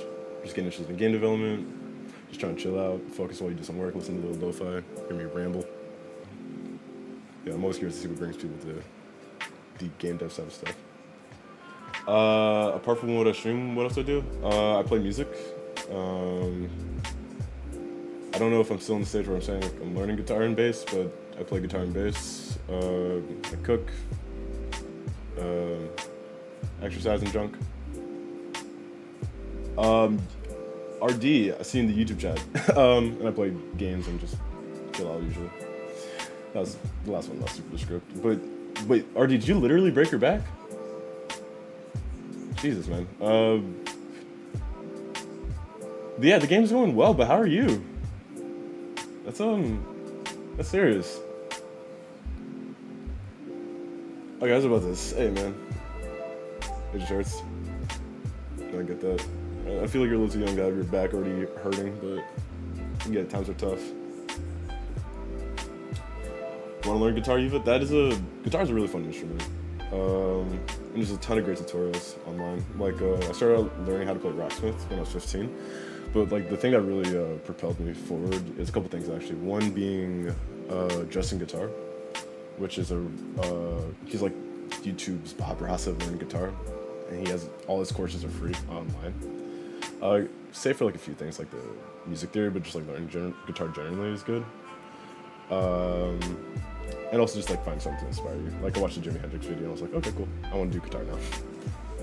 And RD, icy hot patches actually are a huge thing, and kind of alternating between like really hot shower, then like kind of splashing yourself with cold water in that like spot for a while.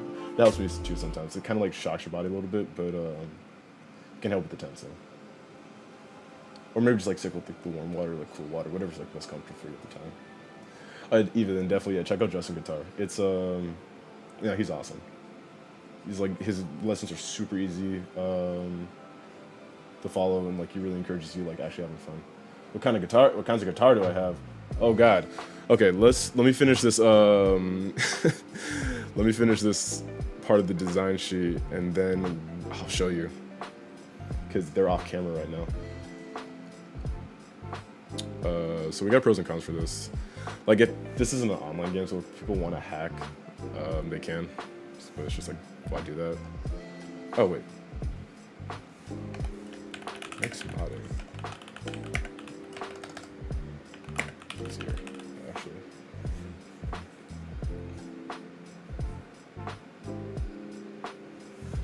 The whole thing's getting better, RD. I know back injuries hurt like crazy. When I was in high school, I sprained my spine, which is something you can do actually. And I was out of commission for like a good 2 or 3 days. Gives you a lot of time to just kind of like meditate or just like chill in bed, though. So sometimes it's not bad, depending on like who you are. Yeah, but I hope things get better there, man. That's rough. Let's get a heading 3 in here too. Because the next one is JSON file. List right here. Same setup for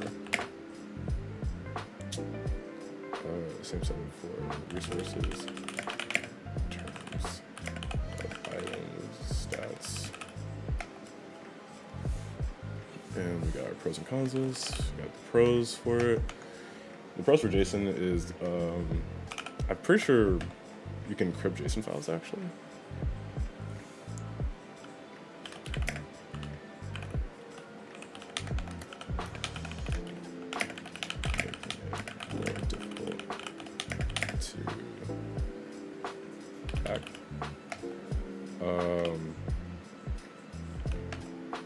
Adding new items is as simple as adding a new entry to the dictionary.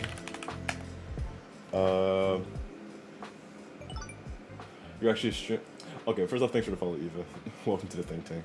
You're a student and you do work for streamers, so you don't have time to learn guitar. No, I get that. I don't know what your work schedule is, and so sorry if this comes off as like pretentious, but something I've learned about guitar is like the whole thing about it just like having fun. Like really like starting off, you only need to practice like 30 minutes for 4 days a week, and just chill out with that, or just have your guitar next to you and like idle on it. Like for example, here's something I was playing earlier. Whenever in between work sessions, because I use the Pomodoro timer when I'm working on stream or just working in general, I have my bass next to me, and I just kind of noodle on my bass. And one, it acts as a pretty nice fidget toy because it's like tactile and my fingers can like move around and junk like that, and it kind of separates me from like a burnout section while I'm working. But also, if like you're just kind of like zoning out, watching like a show or something like that, or you're just like kind of going brain dead during work, you can run like guitar exercises or just kind of like strum while you're working. And sometimes you get better as you do that, and also you make a song at the same time. How many years did it take me to learn guitar? I've been playing guitar off and on for 7 years now.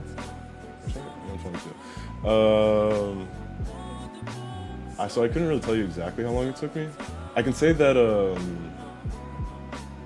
when I like really started, I just pretty much played all day because I was working from home. I didn't really have that much meetings, and when I did have meetings, like I didn't really need to talk as much. But yeah, I can say like I've been playing off and on for 7 years, really. But that's just me, too. Like learning anything, especially an instrument, is like a path that like is definitely subjective to the person. It's like ultimately like how fun it is, you know.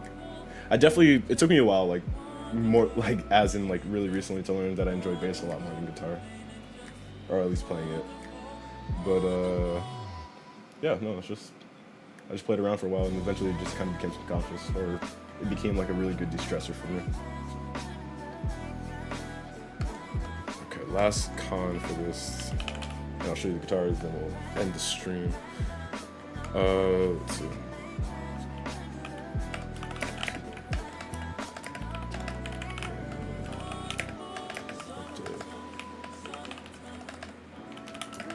Mainly update a secondary document whenever I add something or do file changes. Cons run into weird issues where resource references disappear. And I don't know why I do two S's. Crash and prevent members that use them from opening. Have to do that for file changes. Have to write a file read write system for JSON stuff.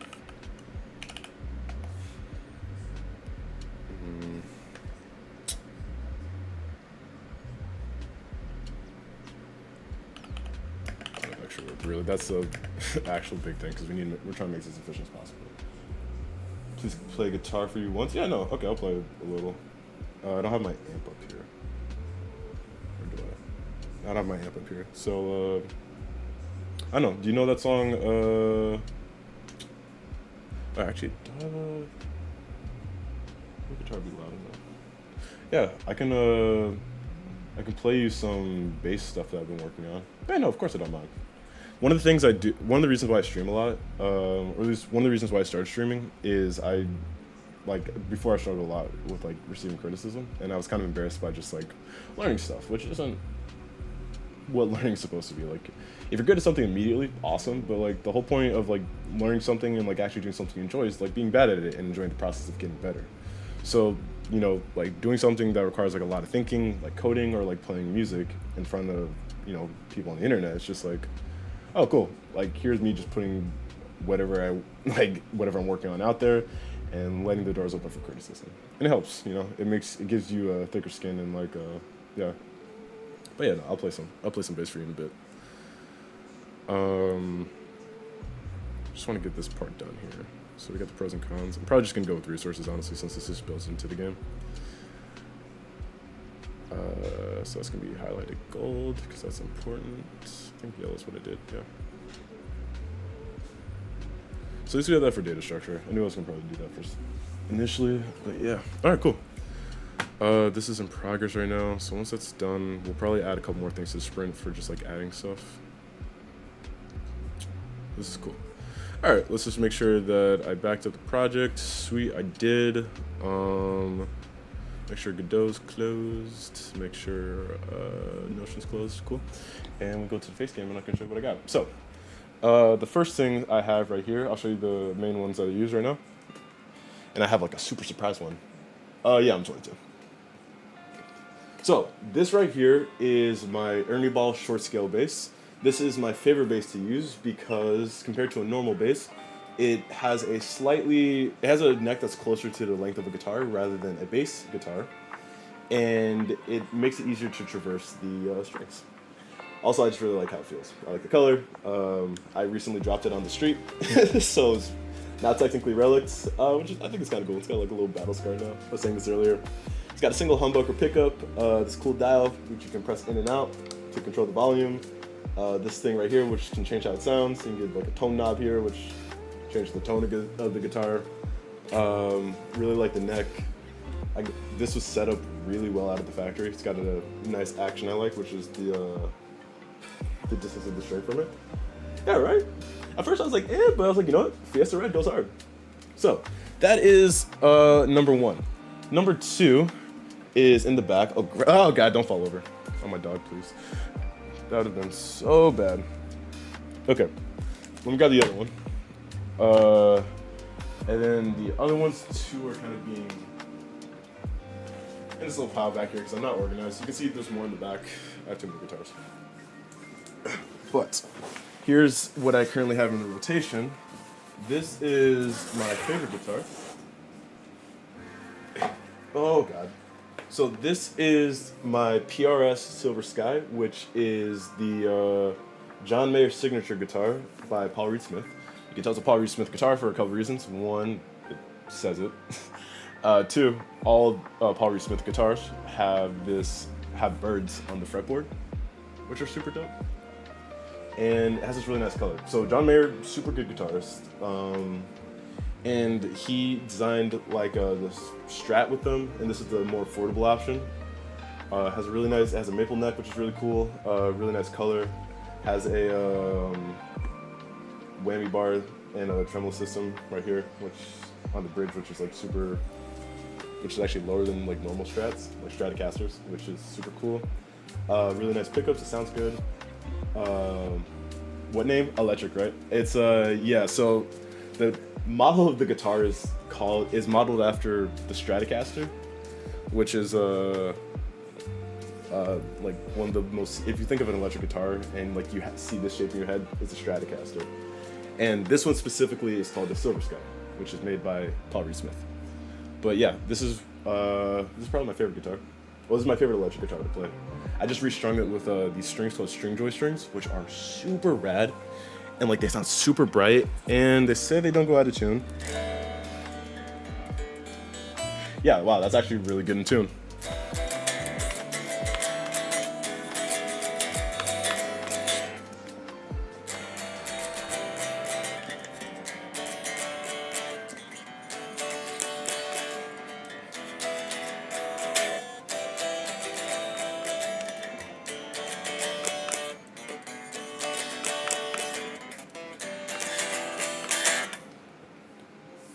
So yeah, I love this thing. This is what it looks like on the back too, which is cool. But yeah, these are the current guitars in my playing rotation. There's others, but I don't want to show them. I'm not gonna grab them all out and take them out of their case. But yeah, this is a really good electric guitar. Electric guitars are really fun. And yeah, just to end it off, I'll play like oh, what's a good bass? I can play you, let's see, what I got here. I know the bass line to Slide by Calvin Harris. I can play you All That by Emotional Oranges. I can play you the bass line to Stand By Me by Benny King. It's a classic. What else I got here? What else I got?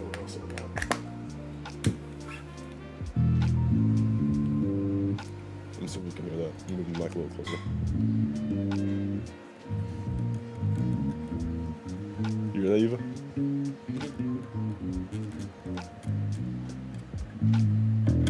Awesome. All right. So, play the one that hopefully everyone knows, which is just wait. I completely forgot the name of it. That's crazy.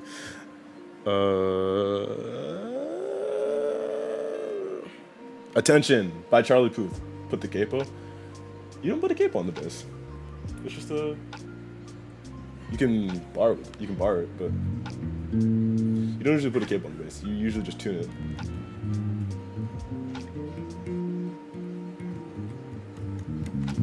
Oh, what? Don't apologize. You're fine.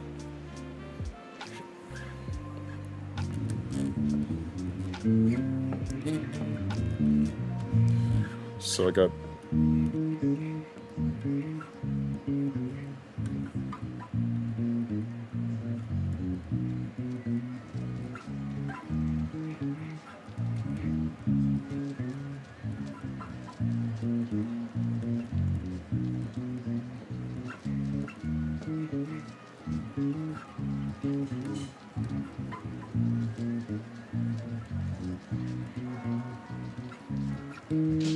So we got that.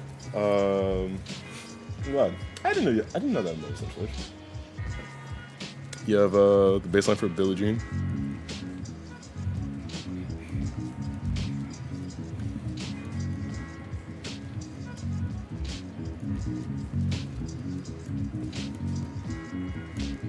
Oh, I wonder if here, let me actually turn off the lo-fi while we're playing so you can actually hear one music over the other.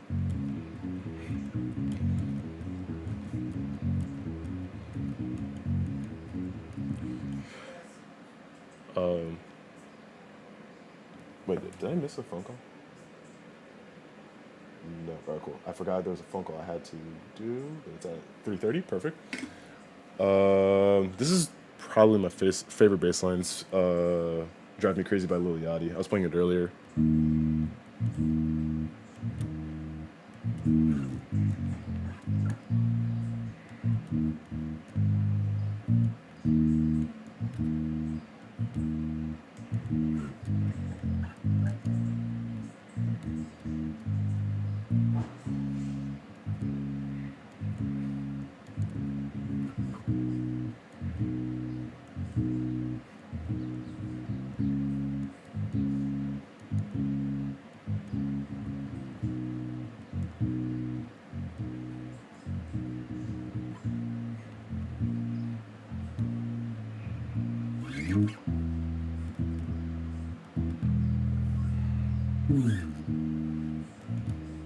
Yeah, so that's fun.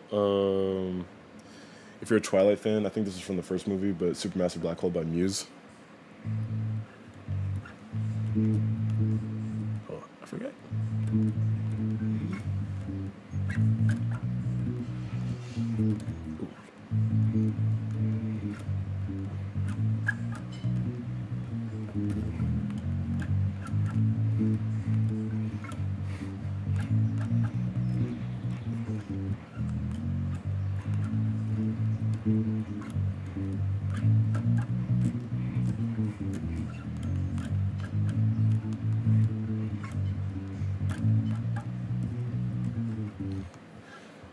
Do I have an acoustic or a classical?